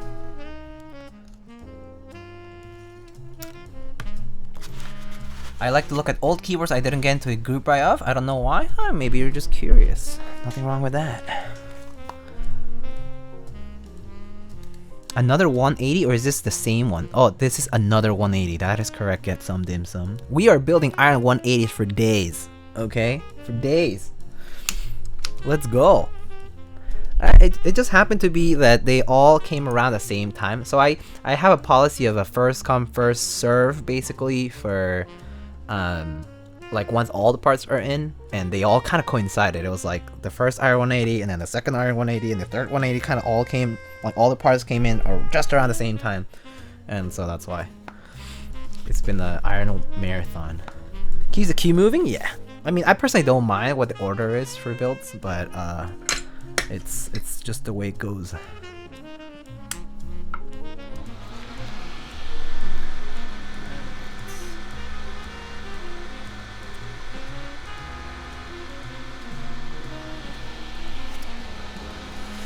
Diego is buying all of them from Mech Market? Yes, I am. That's exactly what I'm doing. Buy them all so I can hoard them all, and then everyone's gonna be like, oh my god, they all sold for like around retail, and then people are gonna be like, oh shit, retail? Okay, I'm gonna go check out if I can get an Iron 180 from Mech Market right now. And then it's like, oh shit, they're all sold out, there's none to be found. Okay, I guess I gotta raise my prices so I can buy an Iron 180 from Mech Market. And then someone will be like, want to buy Iron 180 for twice retail, and then I'll be like, hey look, I have an Iron 180 for you, and for you. Just kidding. Anyway, what's your least favorite layout? My least favorite layout is probably, I mean, least favorite? I think anything that forgoes a lot of the modifier keys that I use are probably would probably be my least favorite layout. So like something like a 40% that has like very few modifiers to use, that would be tragic. But that said, most keyboards are programmable. Oh yeah, like that Pain 27 one, which only has basically alphas, that's like absolutely terrible. Yeah, there's a few boards out there that are like this, that kind of like sacrifice modifiers, and I'm just like, but why though? I don't dislike 40s, but I can't use them efficiently, so I just don't really purchase them. I think they look cute though.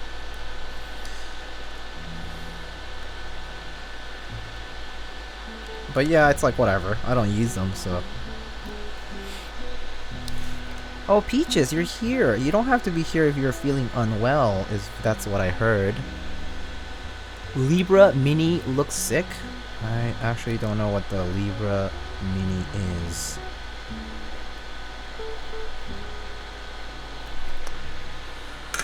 Gotta be 40, 65, and 70% layouts? Huh, 65, huh? I guess, yeah, I don't use 65 that much, like, compared to 60s and TKOs for me. Even 1800, I probably, like, 1800 or semi-full size, I use more than 65s and 75s nowadays. That said, I mean, I'm not against them. I still use them. I can use them. They're not my favorite layout, though.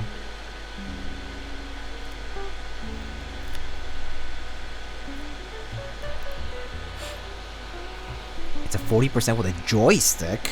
Oh, a joystick. That's interesting. What would you do with that? I mean, you could use it for games, maybe?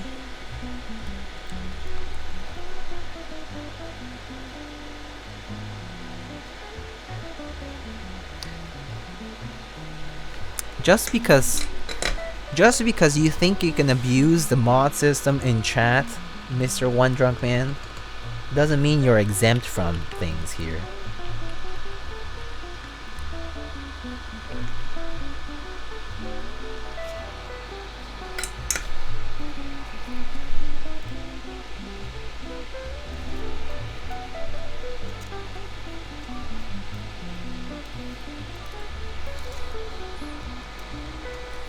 has laid out his macro pad with a knob. I actually think macro pads with a knob are more efficient in using a knob than any keyboard with a knob. Would you guys agree or disagree with that? I personally think knobs go better on a macro pad than on a keyboard, for sure. Because at least the macro pad is more mobile. You can use it, like you can position it anywhere. Keyboards though, like let's say it's already there for typing, but like if the knob positioning is not right, it's just very inefficient. Yeah, I think macro pad with a knob is fine. Like knobs belong more so on macro pads. Like that's where the functionality would be. Same reason I say like knobs on the right side of keyboards is very strange. You have to take off your hands from the mouse to be able to use a knob, assuming you're using the mouse frequently. So in many cases it's actually very inefficient. I prefer not to have knobs for that reason, because most of the keyboards that I've seen use knobs don't have them. I mean, they all have them on the right side of the keyboard. Extremely inefficient in my opinion. Basically a waste of space at that point.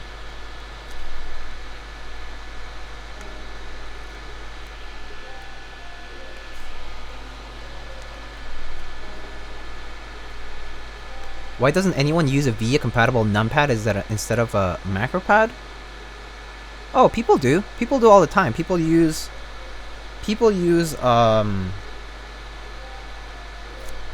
numpads as macro pads quite a lot.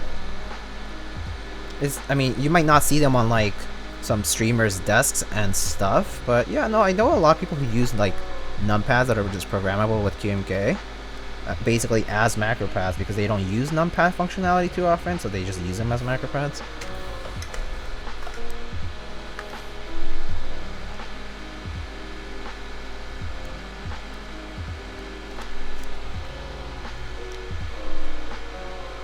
LW75.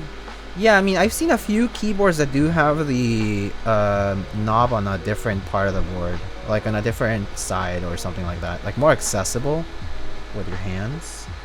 I think that's more ideal. But yeah, oftentimes I see them on the right side and it just seems very inefficient.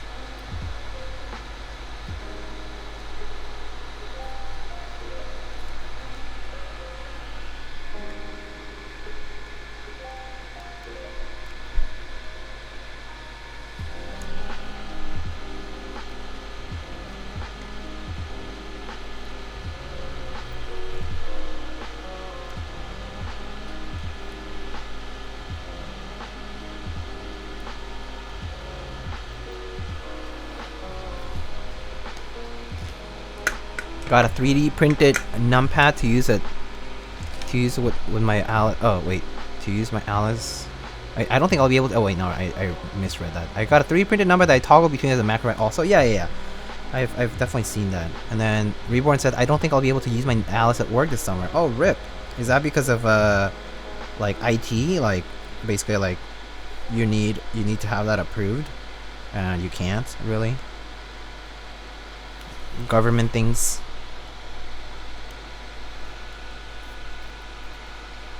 It's pretty normal for regulated buildings to not allow outside devices. I remember that being an issue with work when I used to work. You basically just couldn't bring any device unless you had it like approved and checked or whatever, and it was just a major pain in the butt. It was like it was such a pain that it was like probably not worth it. Any tips on lubing clicky switches? For clicky switches, I would say you can lube them, but always be careful not to lube the click jacket or any like the mechanism for the clicky part of it, because if you do lube that, you'll basically kill the click. Like it'll basically become a tactile switch, or worse yet, you'll actually also kill the tactility at the same time, and you'll end up with basically a linear switch from that. So you can lube like sides that are like not any close to the click bar or clicky mechanism. Yeah. IT security concerns? Yeah. He might have had a USB drive inside his Alice. Yeah, I know, right? Like, Oh my god, totally gonna hack the system with your custom keyboard. You can design your PS2 compatible AUX PCB. I mean, hey, you can do PS2 over USB, I guess.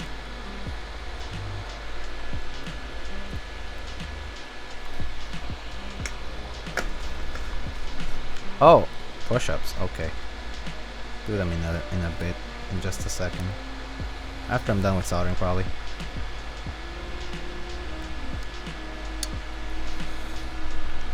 Alright, friends, I'm not gonna go into a long rant about all the things that you can buy from sponsors, but do check out sponsors. Exclamation sponsors already was done earlier, but there are a variety of sponsors of the channel, from Keys to CBB Planet, Kinetic Labs, Novel Keys, where you can get a 5% code for in-stock items. You can also get 5% off from CB Planet if you follow the affiliate link or use the promo code Lightning on checkout.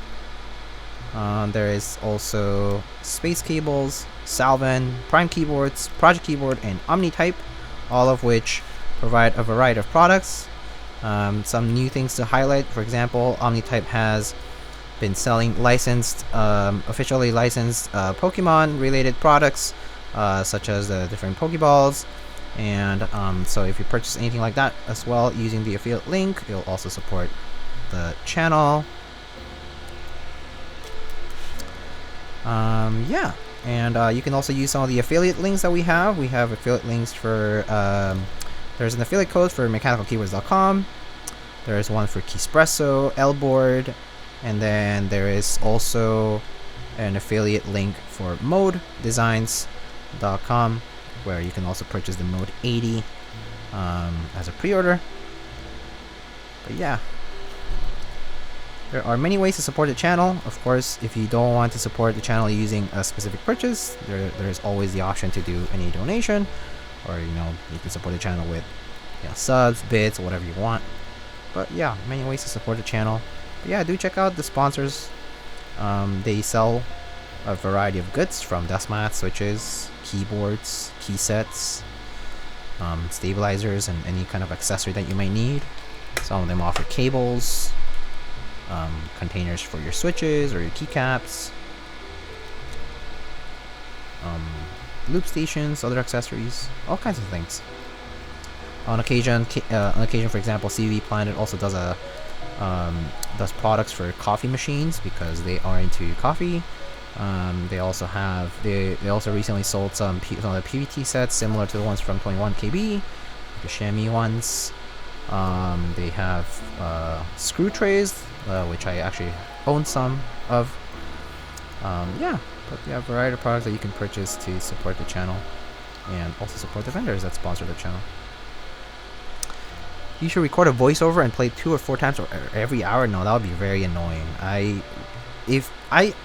When I think about that, when I think about like sponsor segments, when I think about like segments where like one could easily basically like barrage people with content like that, I personally think it would be the most annoying thing, because I know I would get pissed off. I would be like, oh, I don't need to hear this.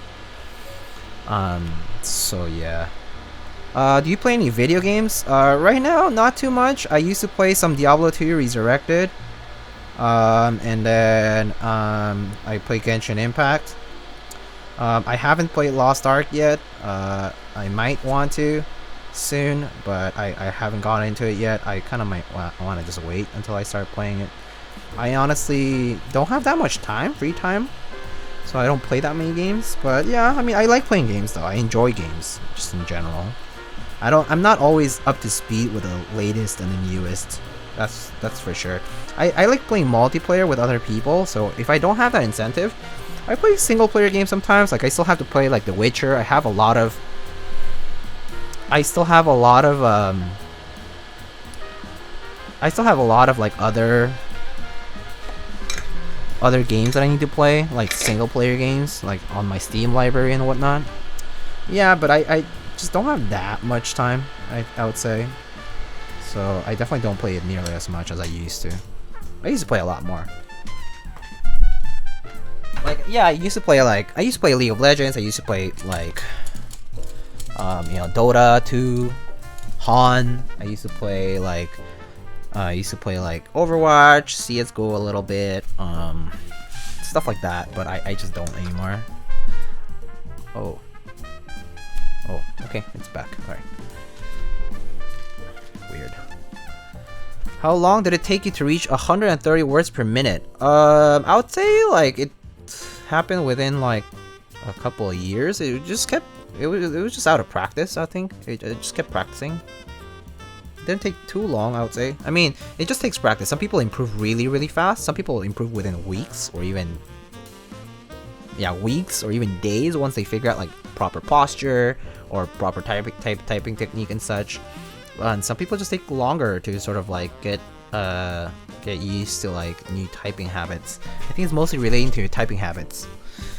So, Dota 2? Yeah, Dota 2 is great. I mean, I played Dota since the Garena like early Dota, like, you know, Warcraft 3 era. I used to play a lot of Dota there, and then I transitioned to Dota 2 after a while. Like, it was Dota 2 came out, but I was still playing like Heroes of New Earth. I was still playing like a few other things, and then I transitioned over to Dota 2 for a while, and then I stopped. I got bored of MOBAs in general. I just don't play MOBAs these days anymore. Yeah, but I enjoy watching. I enjoy watching games. I enjoy like talking about them sometimes, but definitely just don't play them these days. Yeah. But yeah, like I feel like once you play all these games for so long, it does get boring. Every once in a while it's okay, but I'm kind of bored of them now. Yeah. I'm kind of bored of MOBAs in general now. Like, I can't stand them really. I can't stand really playing for too long. It just kind of gets boring to me. Like, yeah, it's like have a good team and all that. Occasionally logging in to play is fun, but yeah. It just doesn't do it for me anymore.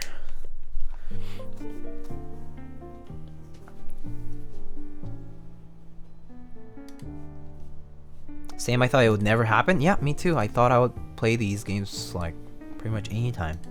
But yeah, no, I got bored of them. It's weird. It's how it goes, I guess.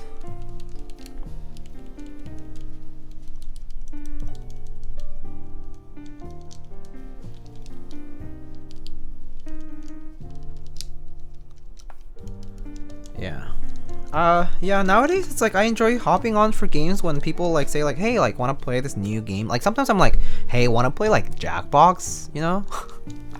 Like party games. I enjoy those. Every so often.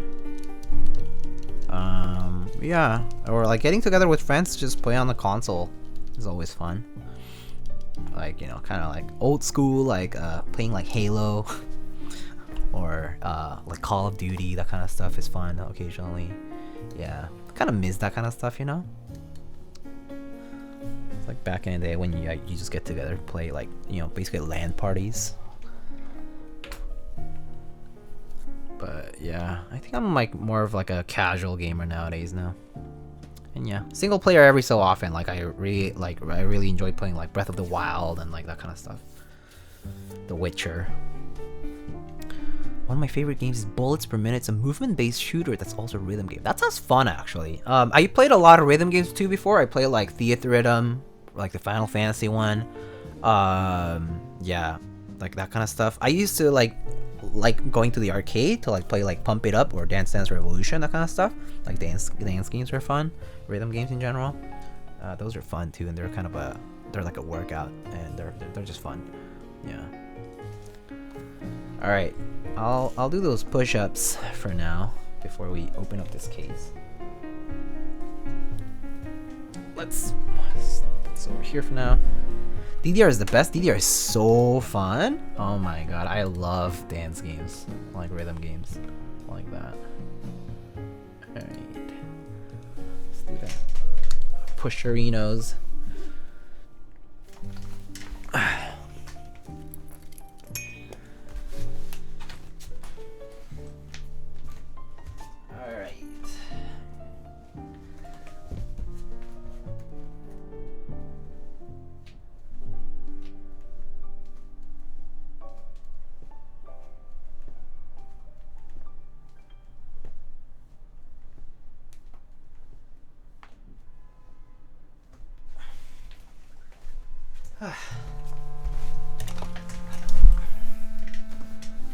Okay.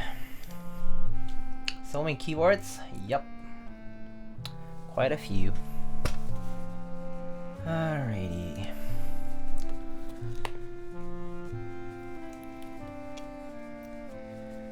Need to see Diego do some DDR? Oh man, I would love to go to an arcade. I love going to the arcade. I love playing like air hockey, like all kinds of arcade stuff. It's like my jam. It's like my childhood. It just reminds me of my childhood a lot. I really like going to the arcade. It's too bad the like whole culture around arcade is kind of dead now. But yeah.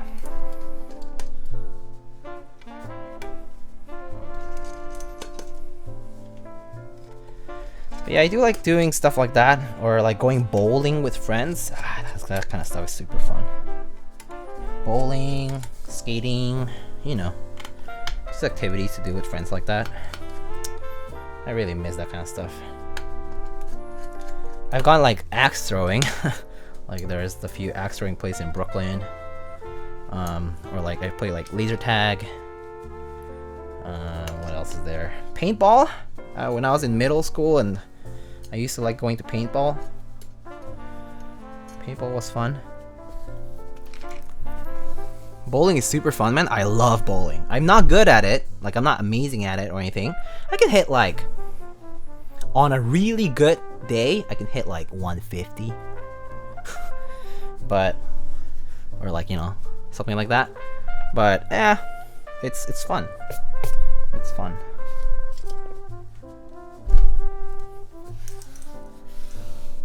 The new Wii Sports looks amazing. Oh, I actually should look into that.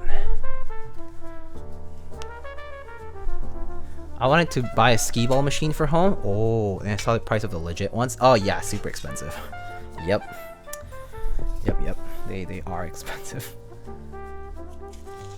This color is fire. Yeah, this green is really good. It's definitely one of the better green boards out there, I feel. All right, let's put these gaskets on.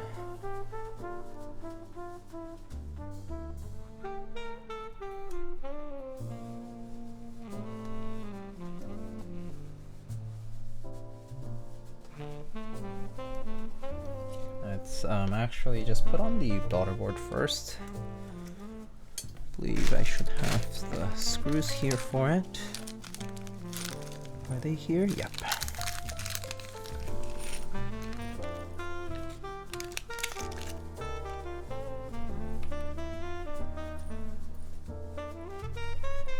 Alright.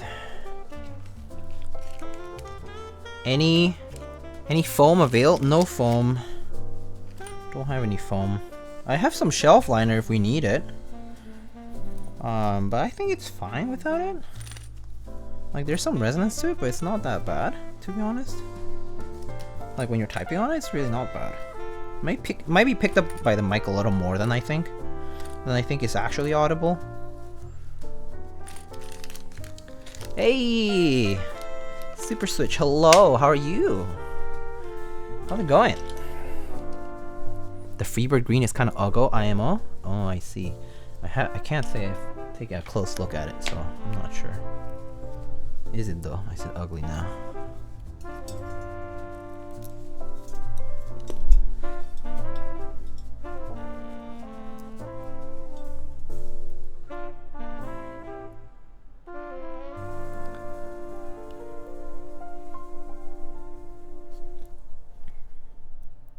I'm joking, I love clacky sounds. I mean, I personally think it could use some shelf liner if you really wanted it, TBH. But it's kind of preference there. I think it's relatively just okay without it.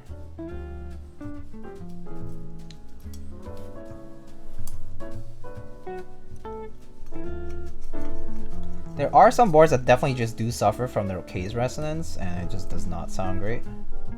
But I think the Iron is like one of the ones that's like alright. Could be a lot worse though. The Creeper green kind of looks like a dumpster. Damn, that's savage. I'm recovering from wisdom tooth surgery, so mostly hungry, but otherwise I'm swell. Are you swell or swollen? Okay, I'll stop there. Anyway, I hope you recover quickly. And that you get to eat all the foods that you would like to.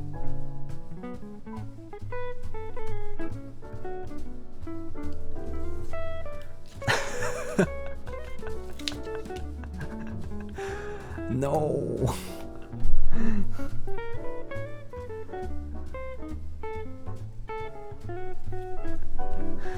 I have like a mile-long list of all the yummies I love to eat right now. Oh gosh. There's always... Yeah, I'm actually gonna... I think for dinner I'm gonna make some soup. I've been craving soup again today. Might make some... Tteokguk. Do you guys know what tteokguk is?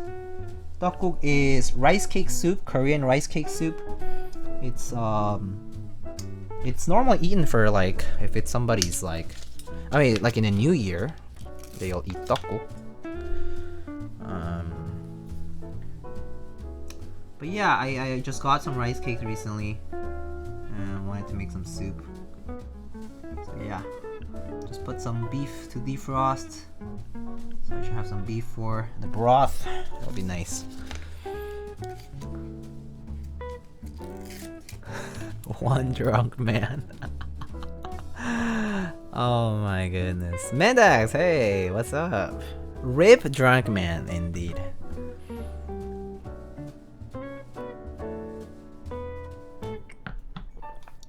Thank you so much for the hydrate.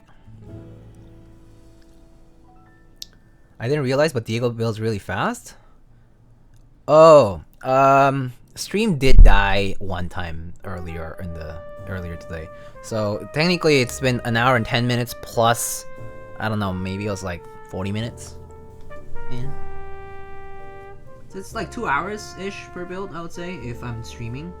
If I'm not streaming though, I think builds take like, yeah, like maybe like an hour. Like talking gets me distracted a lot, so yeah.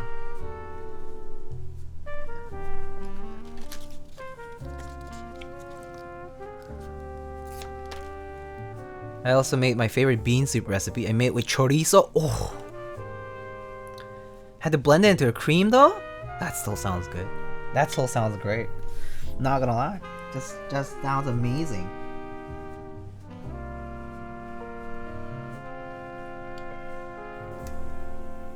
Yo, chorizo and soup, actually such a slapper, so good. People say like, oh yeah, chorizo with eggs or chorizo with like a more heavy kind of dish, but oh no. Just adds so much flavor to a broth, to a soup. Like a stew? Woo! Sheesh! Yes, please do send me the recipe though. If you have one, I would love it. I don't consume red meat, but chorizo with chicken cheese melt is elite. Yeah. People are sleeping on chorizo. I agree. Dip some chicharron. Chicharron. Sometimes I just like munching on chicharron. Like chicharron is basically pork skin, and sometimes just have some salsa and chicharron. That even just that. Do you guys know what a? Oh my god. Okay, this is a very local Mexican thing. Not even local to a lot of places. But look up a guacamaya. Guacamayas. G-U-A, like kind of like guacamole, but guacamaya. So good. Basically, it's chicharron, salsa, inside, you know, in a sandwich, like in a bread. Guacamaya. So good. Oh my god, I miss that a lot. It's so good. It's simple, but it's just, I don't know, something about it. Also, yo, Mr. Poner, 25 months, over 2 years now. Damn. What's up, buddy? Yes, guacamaya is a Mexican torta originally from León. I lived in León like... How long did I live in León? 8 years. It is made by filling a bolillo. Bolillo is just a bread, it's a roll. With crispy chicharrón, pork rinds, avocado, spicy pico de gallo, lime juice, and salt. Sheesh, so good. So good. So good. And then you can spice it up. You can put like meat in it if you want. You can put like cream. You can put like whatever you want in it. But that shit's so good.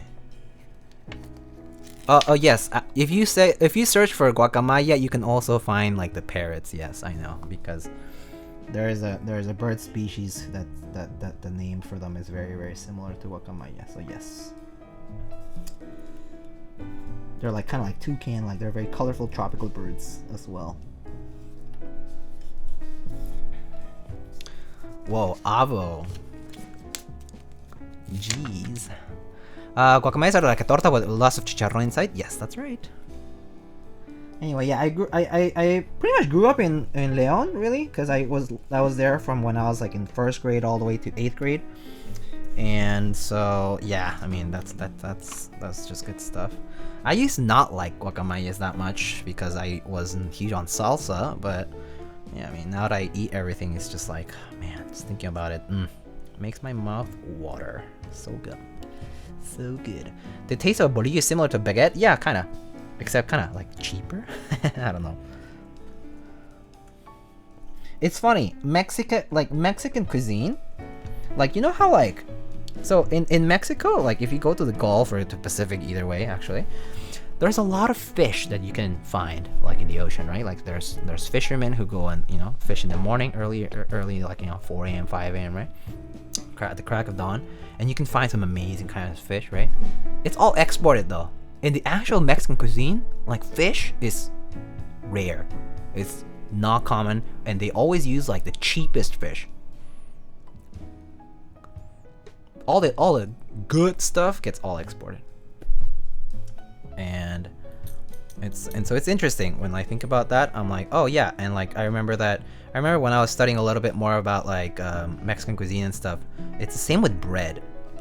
Like when the French came to Mexico and like influenced a lot of like Mexican cuisine at that time, when Mexico was like flourishing a lot, like, you know, like Mexican bakeries would start doing like a lot of like very like different kinds of bread and whatnot, but what the common Mexican diet like cuisine has is like all the cheap bread, all the like more like just like popular, easy to make, cheap bread.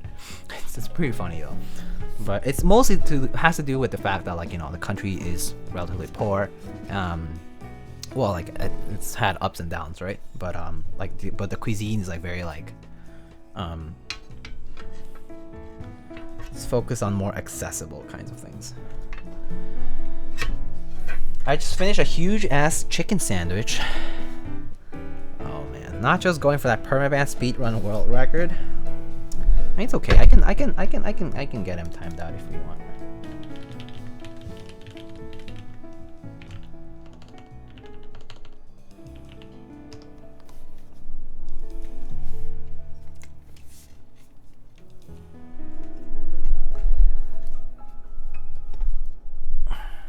Alright, let's put these screws on now. Huge ass chicken sandwich, meaning like 5 edibles? Yeah, I mean.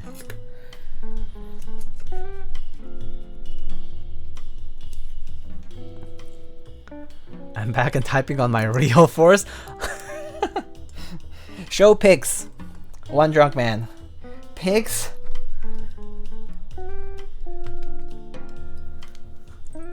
Where I need proof that you have a real force, Mr. One Drunk Man. Didn't you already upload 2 Iron180 videos on YouTube just this week? That is correct. This is my 3rd one that I'm building, yes. It just happened to be in the queue, okay? This was just the queue lined up just this way. It just kind of happened to be like that, you know. I build in the order that they come in, so yeah. Phone is dead.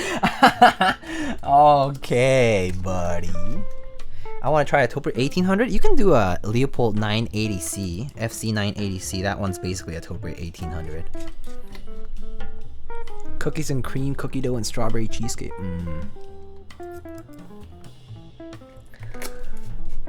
A healthy iron intake this week? Yeah, that's right. Alright, let's just tighten these to finger tight.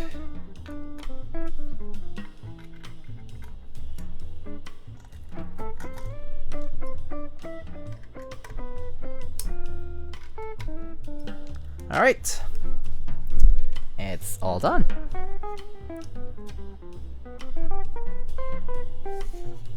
And we said we're gonna put some GMK nuke data thanks to Mr. Ninewalker's redemption for points. Let me just look where it is.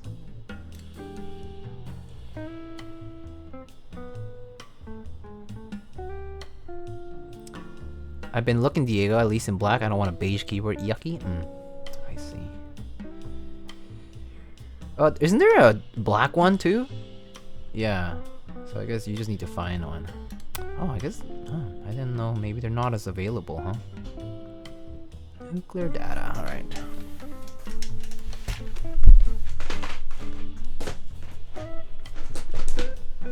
Nuclear data. It is.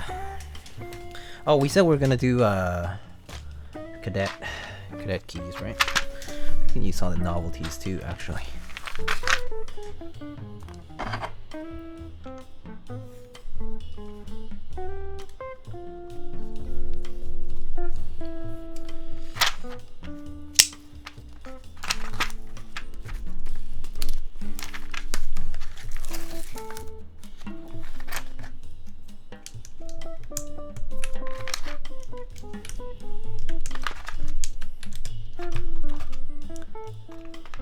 It's not possible to turn a 30 gram to 45 gram? I mean, you have to get new domes, yeah. New domes for that.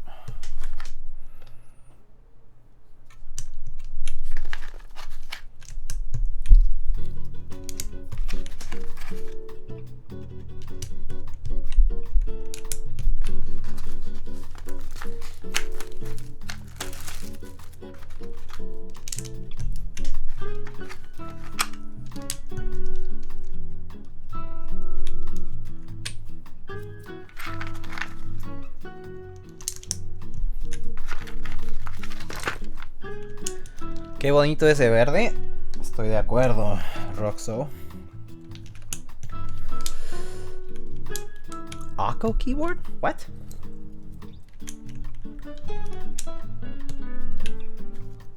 Oh yeah, nuke data? That's right.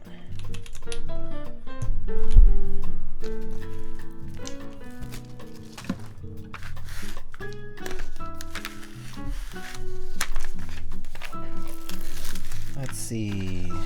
So we have a win key. So maybe we can just put the nuclear data novelties. And then we'll figure out the rest in a bit.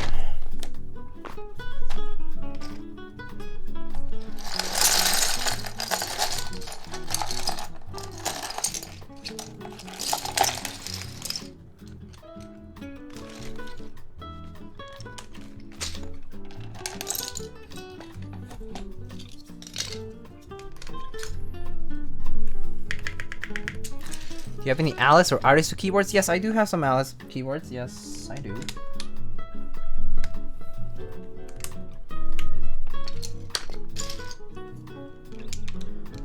What keycap said? This is nuclear data. Nuclear data.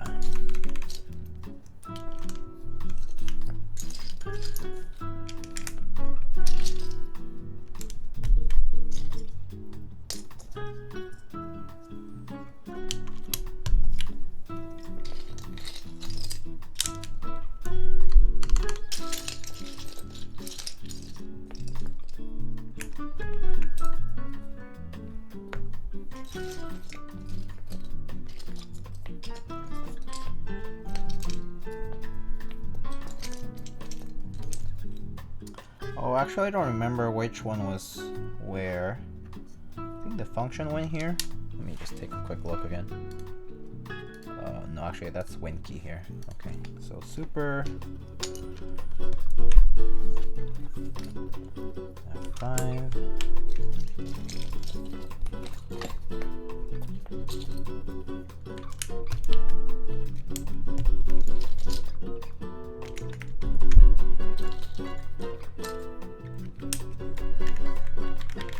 Wait, stop everything. Is that a JD cam? Yeah, we've had a JD cam for a while now.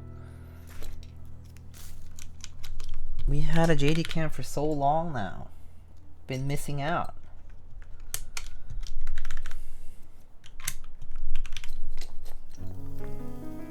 Those text mods look like the ones on Space Cadet and Symbolics keyboards. What text mods? Oh, you mean some of these?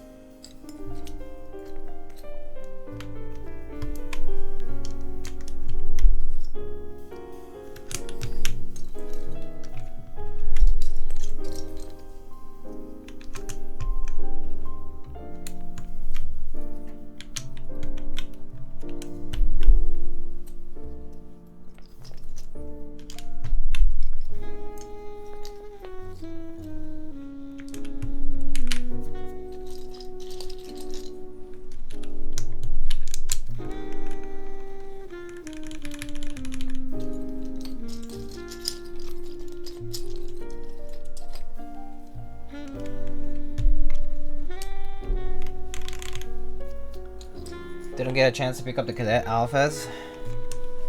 Yeah.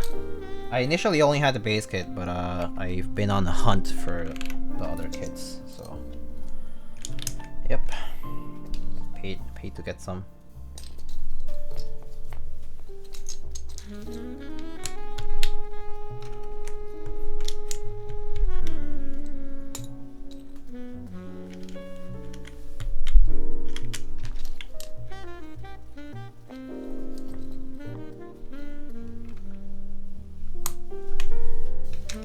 Oh, maybe I'll actually use some novelties over here. Let's do that, actually.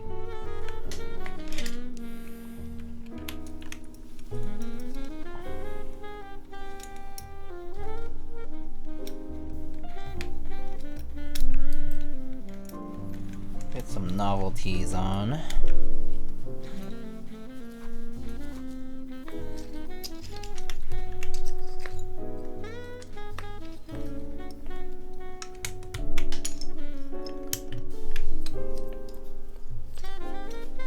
Now missing a couple of numbers and a couple of symbols. I'm missing a tab key as well. Where is it? Tab, arrow. I'm missing a right control right here. Number 3.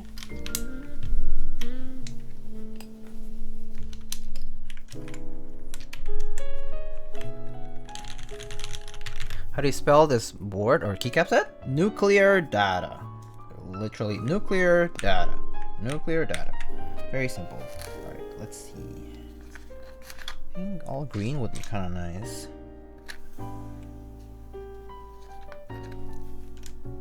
Maybe like this. Now let's put a... Do we... I feel like all green looks a lot nicer though.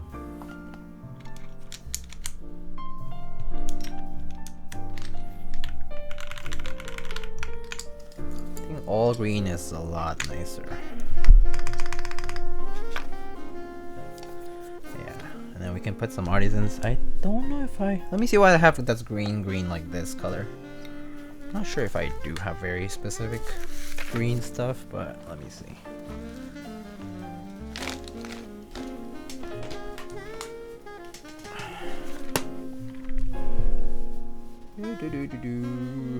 Maybe not here.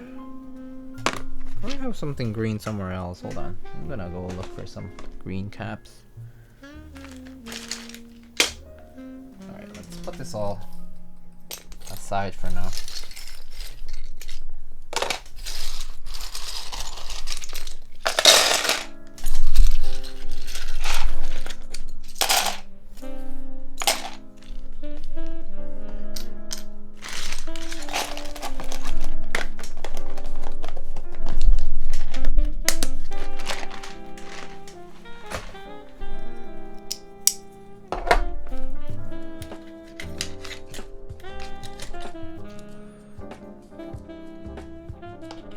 You have a nuclear desk mat, but you can't really see the design. Yeah, it's like a more subtle sort of desk mat, I would say.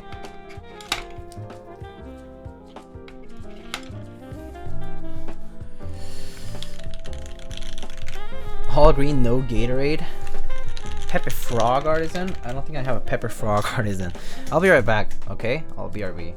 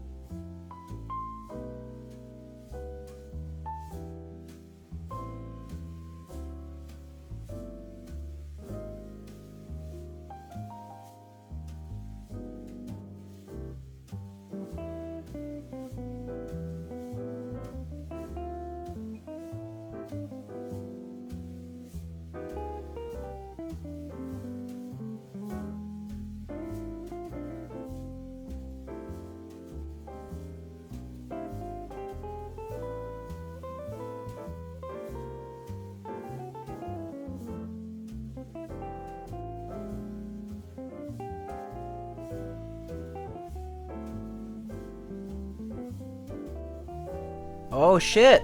Mr. Franco! Fragno, yo, welcome! Thank you so much for the raid. How are you, buddy? Poggin and atomic breathing? Yo, speaking of atomic breathing, we have some atomic keyboard today, basically. We have nuclear data on this Iron180. Very nice. How are you doing, dude? Why can't I use Pogzilla? It's from Franco's stream, right? Yo, what is the mouse? This is a Razer Viper Ultimate that has been customized by Leonardo the mouse in this copper color scheme. Remember that time we went out to eat and you got drunk after like 2 beers? Excuse me, that's you! That is you, Franco! What are you even saying? That was you who got drunk after 2 beers. Oh yeah, wait, that was me. Yeah, that's right. Wow. You drunk, dude? Way to pin it on me.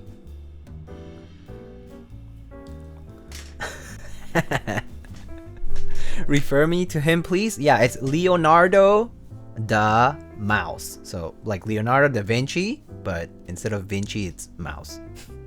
Yeah. I was drunk, don't remember. I mean... Could have been you, could have been me. But you won't put the blame on someone like Sherwin, right? So anyway. Or Chris. Shinzo. Oh man. He was giving you so much shit though. Sherwin. Oh man. He kept buying us drinks, I know. He's so funny. Alright guys, help me pick 2 artisans from here. I brought the greenest stuff I have. This is like pretty much all of it. I can see Dio getting drunk after 2 beers. No, that's not gonna happen. Leaf, I think for sure. It like fits too well. It just goes too well.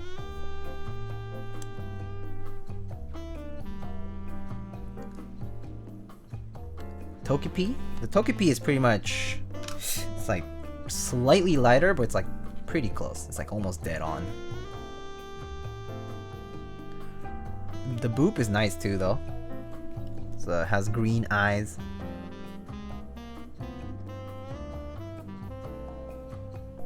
Would stand out a little bit more, yeah. Alright, I think I'm gonna take this out because it's slightly bluish. Has a bluer tint to it. So I think I'm gonna pick between these two. Is that a Clack 420? Yes, it is. It is a Clack 420.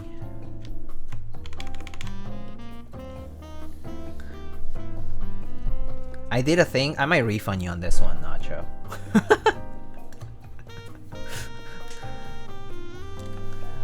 I've already narrowed it down.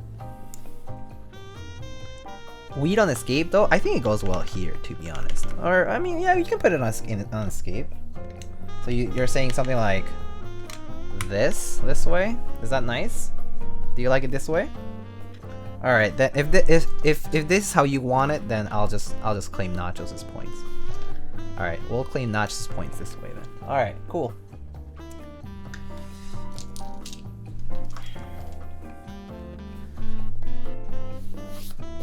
I got the Nezuko last palette on the way. Oh, dude, Franco, do you commission that, dude?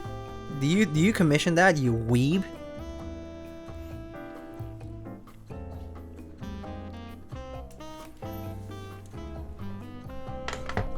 So for those who don't know, Franco's a big weeb, just like myself. I wasn't part of the commission, but got in on it. Oh, okay, nice, dude. It looks so good. It looks so good. That last palette. That's a nice one, dude. Great. Among all the commission ones to get, that's a great one to get.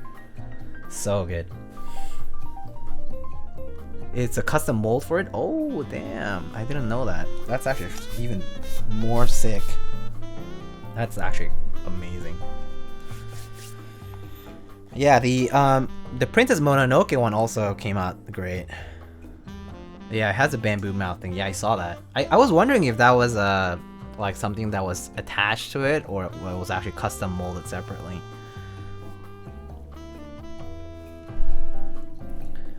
Alright.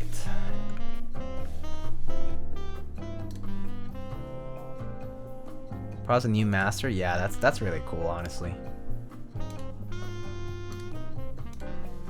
Alright, let's give this a shot, shall we? Let's change this theme.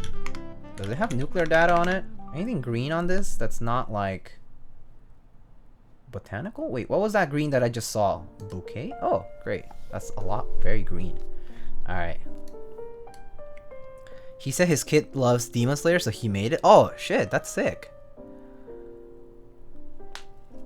How do you know what kind of keycaps to get? I'm kind of confuzzled since I need Nordic. Oh, okay. I think if you... So personally, I don't get attached to... I get attached to physical layout support, but I don't get attached to like having the characters on the keycaps because I do touch type after all. But if you do need the characters on the keycaps to be able to type on them, then it can be a little bit of an issue. Nordic tends to be a little harder to support.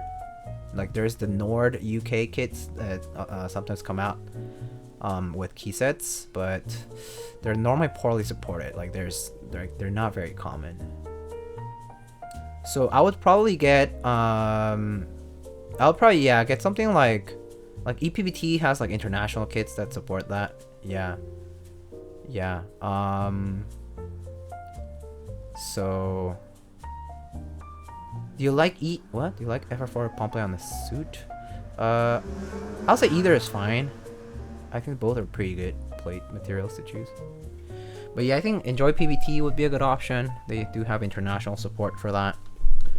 So starting to like the look of blank caps a bit. Yo, blanks are great. They're super clean.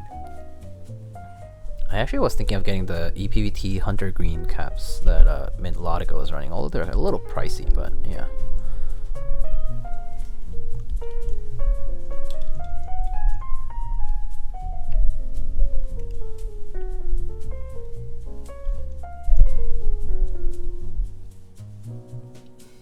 Alright, let's try this. Music off.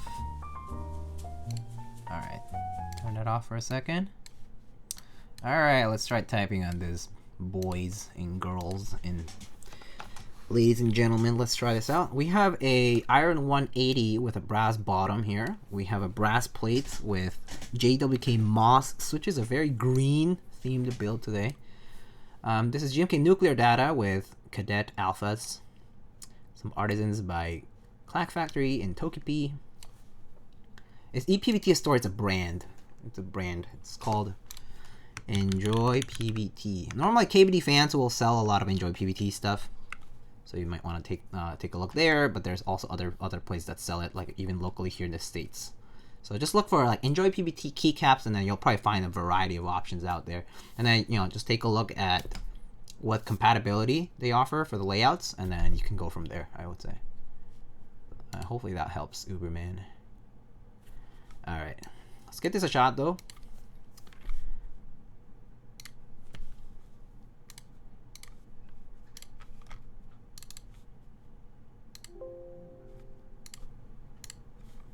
Alright.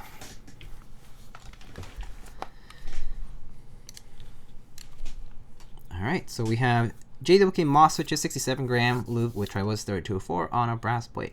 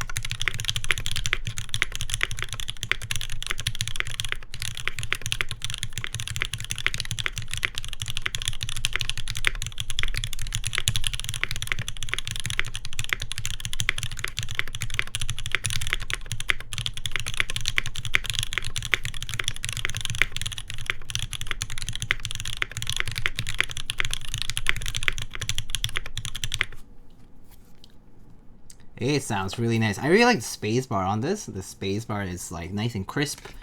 Very nice. Also 134, that's pretty good. I guess my average speed has gone up, huh? Very nice.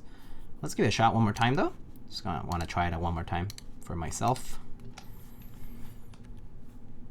A lot of resonance, but maybe not as noticeable in person. I can notice it slightly, yes. The mic definitely picks it up more than it's picked up in person, really.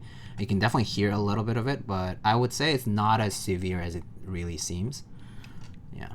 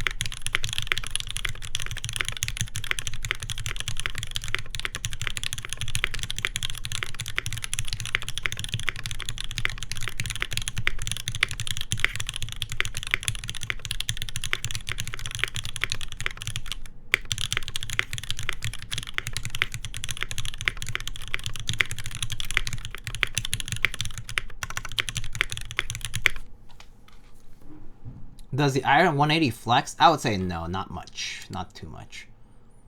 Especially not right now with the brass plate. Yeah. Sounds like the other one with the needy patina weight. Yeah. So this one's gonna be very similar to the one that I built just before this stream. The last stream's pretty much the same because it's similar switches, similar build assembly and everything. So yeah, it's gonna be pretty much the same as that.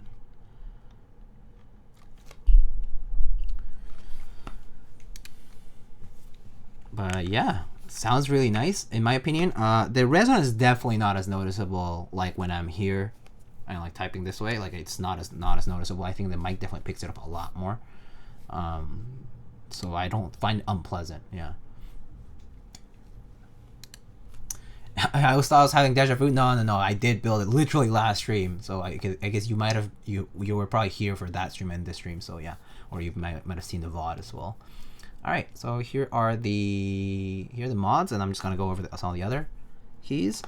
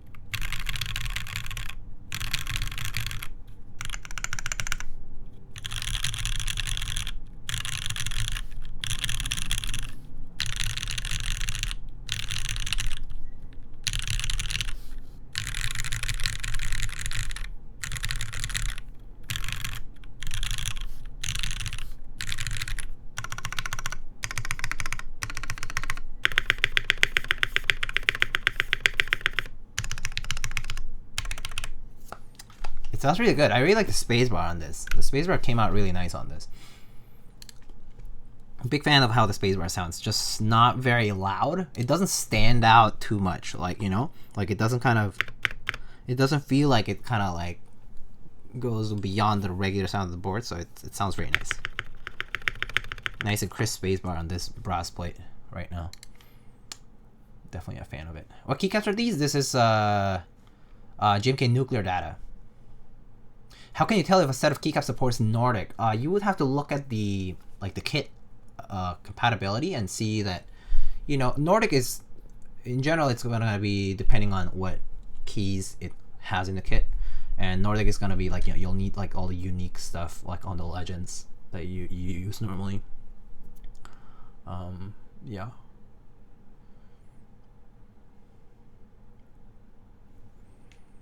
Yeah, there'll be a kit called International or UK or Nord UK ISO that would support that. Yeah, I see nuclear data. I up, dude. Hey Possum, how you doing?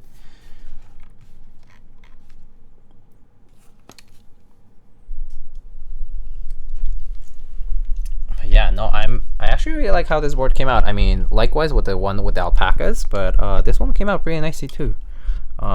Pretty satisfied myself. I think just overall, these switches seem to do pretty good with the brass plate. They don't sound like they're like, you know, obviously the bottom out is more on the sturdy kind of side of things, but that's fine. It sounds good though. Oh, the spacebar does sound really nice though.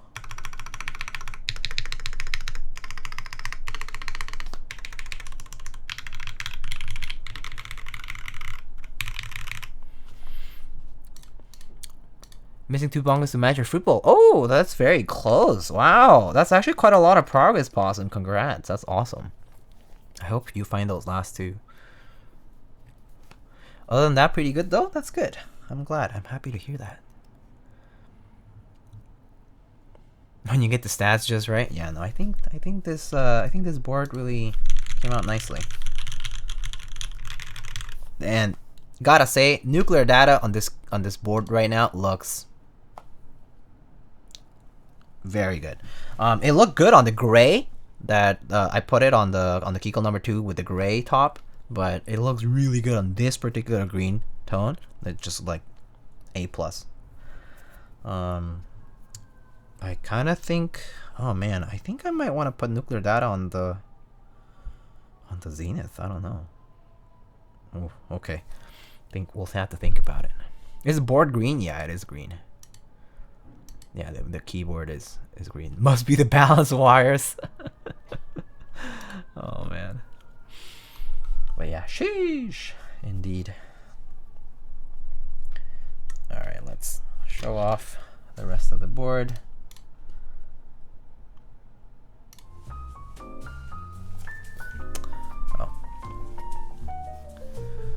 It's a heavy boy. This weighs like 10-11 pounds, I would think.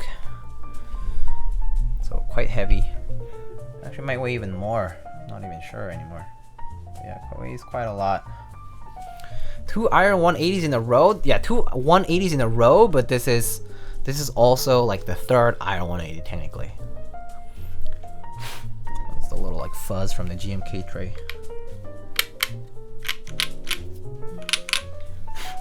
Hate it. Were these both for different clients? Yeah, this one's for a different client. Yeah, they just kind of arrived at the same time. It just the timing kind of happened that way. But yeah, nuclear data on the Iron 180 here with the green. This one doesn't have a needy patina finish, but it looks amazing. It looks amazing on this. Yeah. Sheesh. Yeah.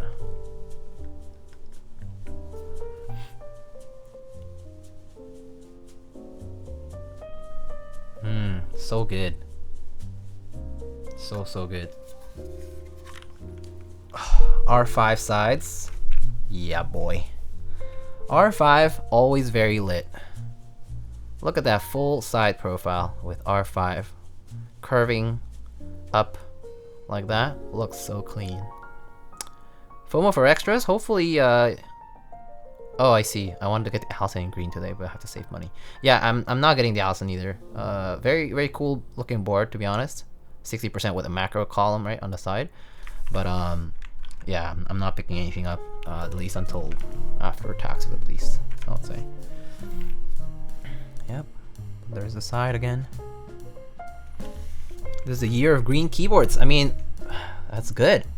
Lots of green keyboards out there. That's great. I mean, they're pretty underrated color in my opinion. So it's good to see them. But yeah, look at that nice USB port. Just looks really good. Need a green Praxis. Oh, that's a nice design. It would look good with green. Green and polycarb would actually look kind of nice on that. Green Praxis with polycarb, or like a green Nunu. Yeah.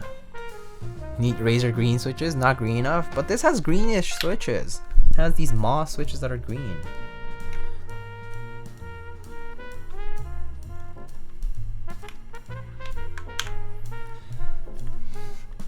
But yeah, very nice looking.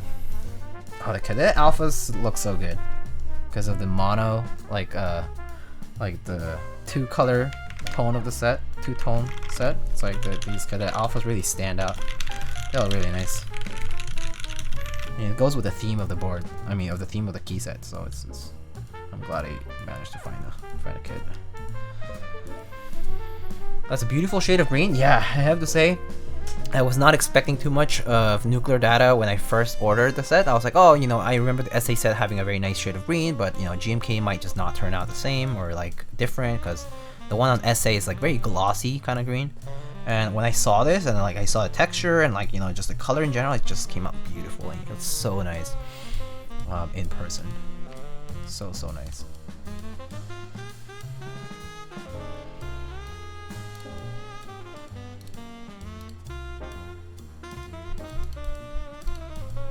Alright, well, been waiting a green board since you built. Oh, the hyphen. Yeah, the hyphen also has a very magnificent green. The hyphen green is more on the vivid green kind of side, so it has a more like, this is kind of like a very like forest green, like kind of like a more like a deeper tone to it. But the hyphen one is a little bit on the light, slightly lighter than this, I would say, slightly more vivid, more lively. Do you prefer the green from SA or GMK in terms of nuclear data? I think I prefer it from GMK because I don't like the glossy texture of SA as much. It kind of dilutes all the color because it like will reflect the light. But I think with this like GMK's like current brand new like GMK texture with the slight bit of like matteness to it, it looks so good right now. Yeah, maybe later on it'll change as it shines the set a little more. As I shine the set a little more, but yeah, this looks really good right now.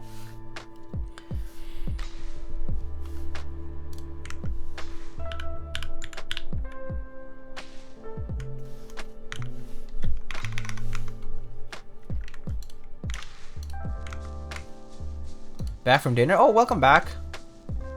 Welcome back. Hope you had a good dinner. Oh, I can't wait to make dinner. I'm actually kind of hungry now, so I kind of want to raid and go eat.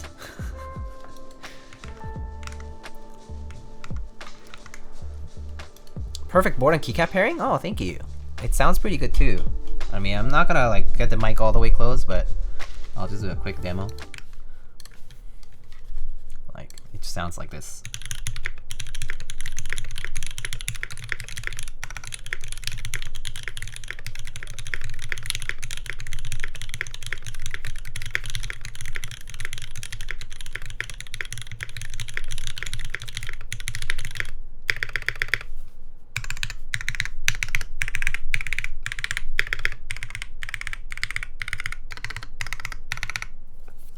Yep, it do be sounding pretty nice.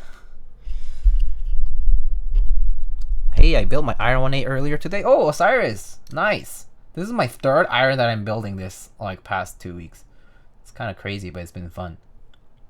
Spacebar sounds great. I know, the spacebar sounds very good. Stab came out just right today. Very nice. Very proud. I'm always proud of my client build. Of the stabs that I do for client builds. For some reason, my own aren't as good. It just happens. Are those Cosmos all Topri or mixed? These are MX. Oh, except for this one. This one's Topri. This one's Topri, the rest are MX. Yeah.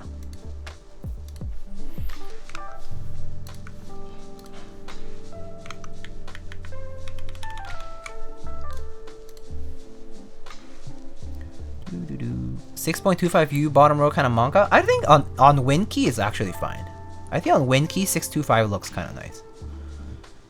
Maybe you need the pressure messing up for peak performance. Yeah, maybe, right? If there was something at stake, better do your stabs right or you don't eat dinner. That would be such a torturous thing for me.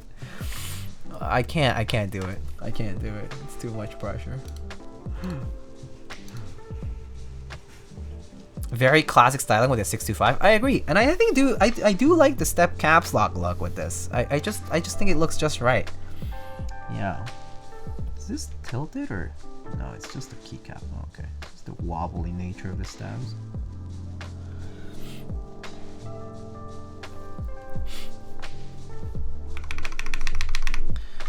Hello there, did I miss a sound test? You actually did, yeah. But, I can just do something quick. Like, I'll just mock it here. The mic is not, like, particularly close, but...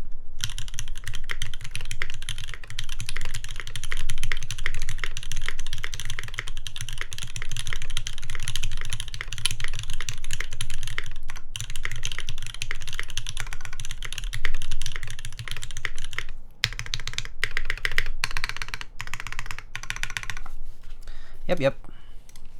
It's more or less how it sounds. You missed the TGR Jane V2C giveaway too? Yeah, rip. Missed it. Love the caps as always for me. Oh, thank you. Thank you, Possum. Alright, friends. I think I'm done for today. I want to go eat something, actually. I'm very hungry now. So let's go, I believe Yura is still streaming a PLX proto build. Disaster Strawn is also streaming. It's apparently their birthday. We can raid them as well. Yeah, it's up to you guys. We can raid Yura or Disastertron. I don't mind. If you guys have a preference, let me know. And yeah, I think I'm just gonna call it here. My birthday on Thursday, Diego? Oh, nice. Happy birthday in advance. Yura? Okay, we can go raid Yura. Alright, let's raid Yura. You better have my Jane ready. Go find yourself a date with Jane. Time to hit the abs, my friend. Alright, friends. Take care of yourselves again. Thank you so much for stopping by for the build today. It was a lot of fun. I hope y'all have a wonderful weekend. Again, thank you. It was fun. And today's build was actually pretty fun, and we had some wonderful conversation today. But yeah, I hope y'all learned the glorious nature of guacamayas, chicharrón, A+. All right, let's go say.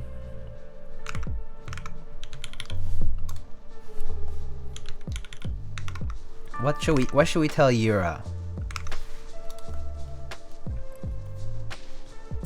What should we tell Yura?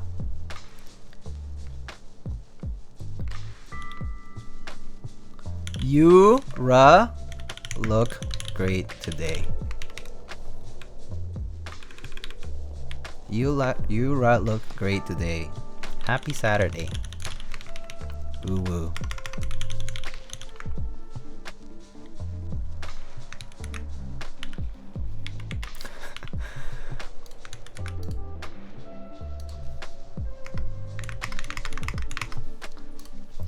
I was on board until uwu. Oh, rip.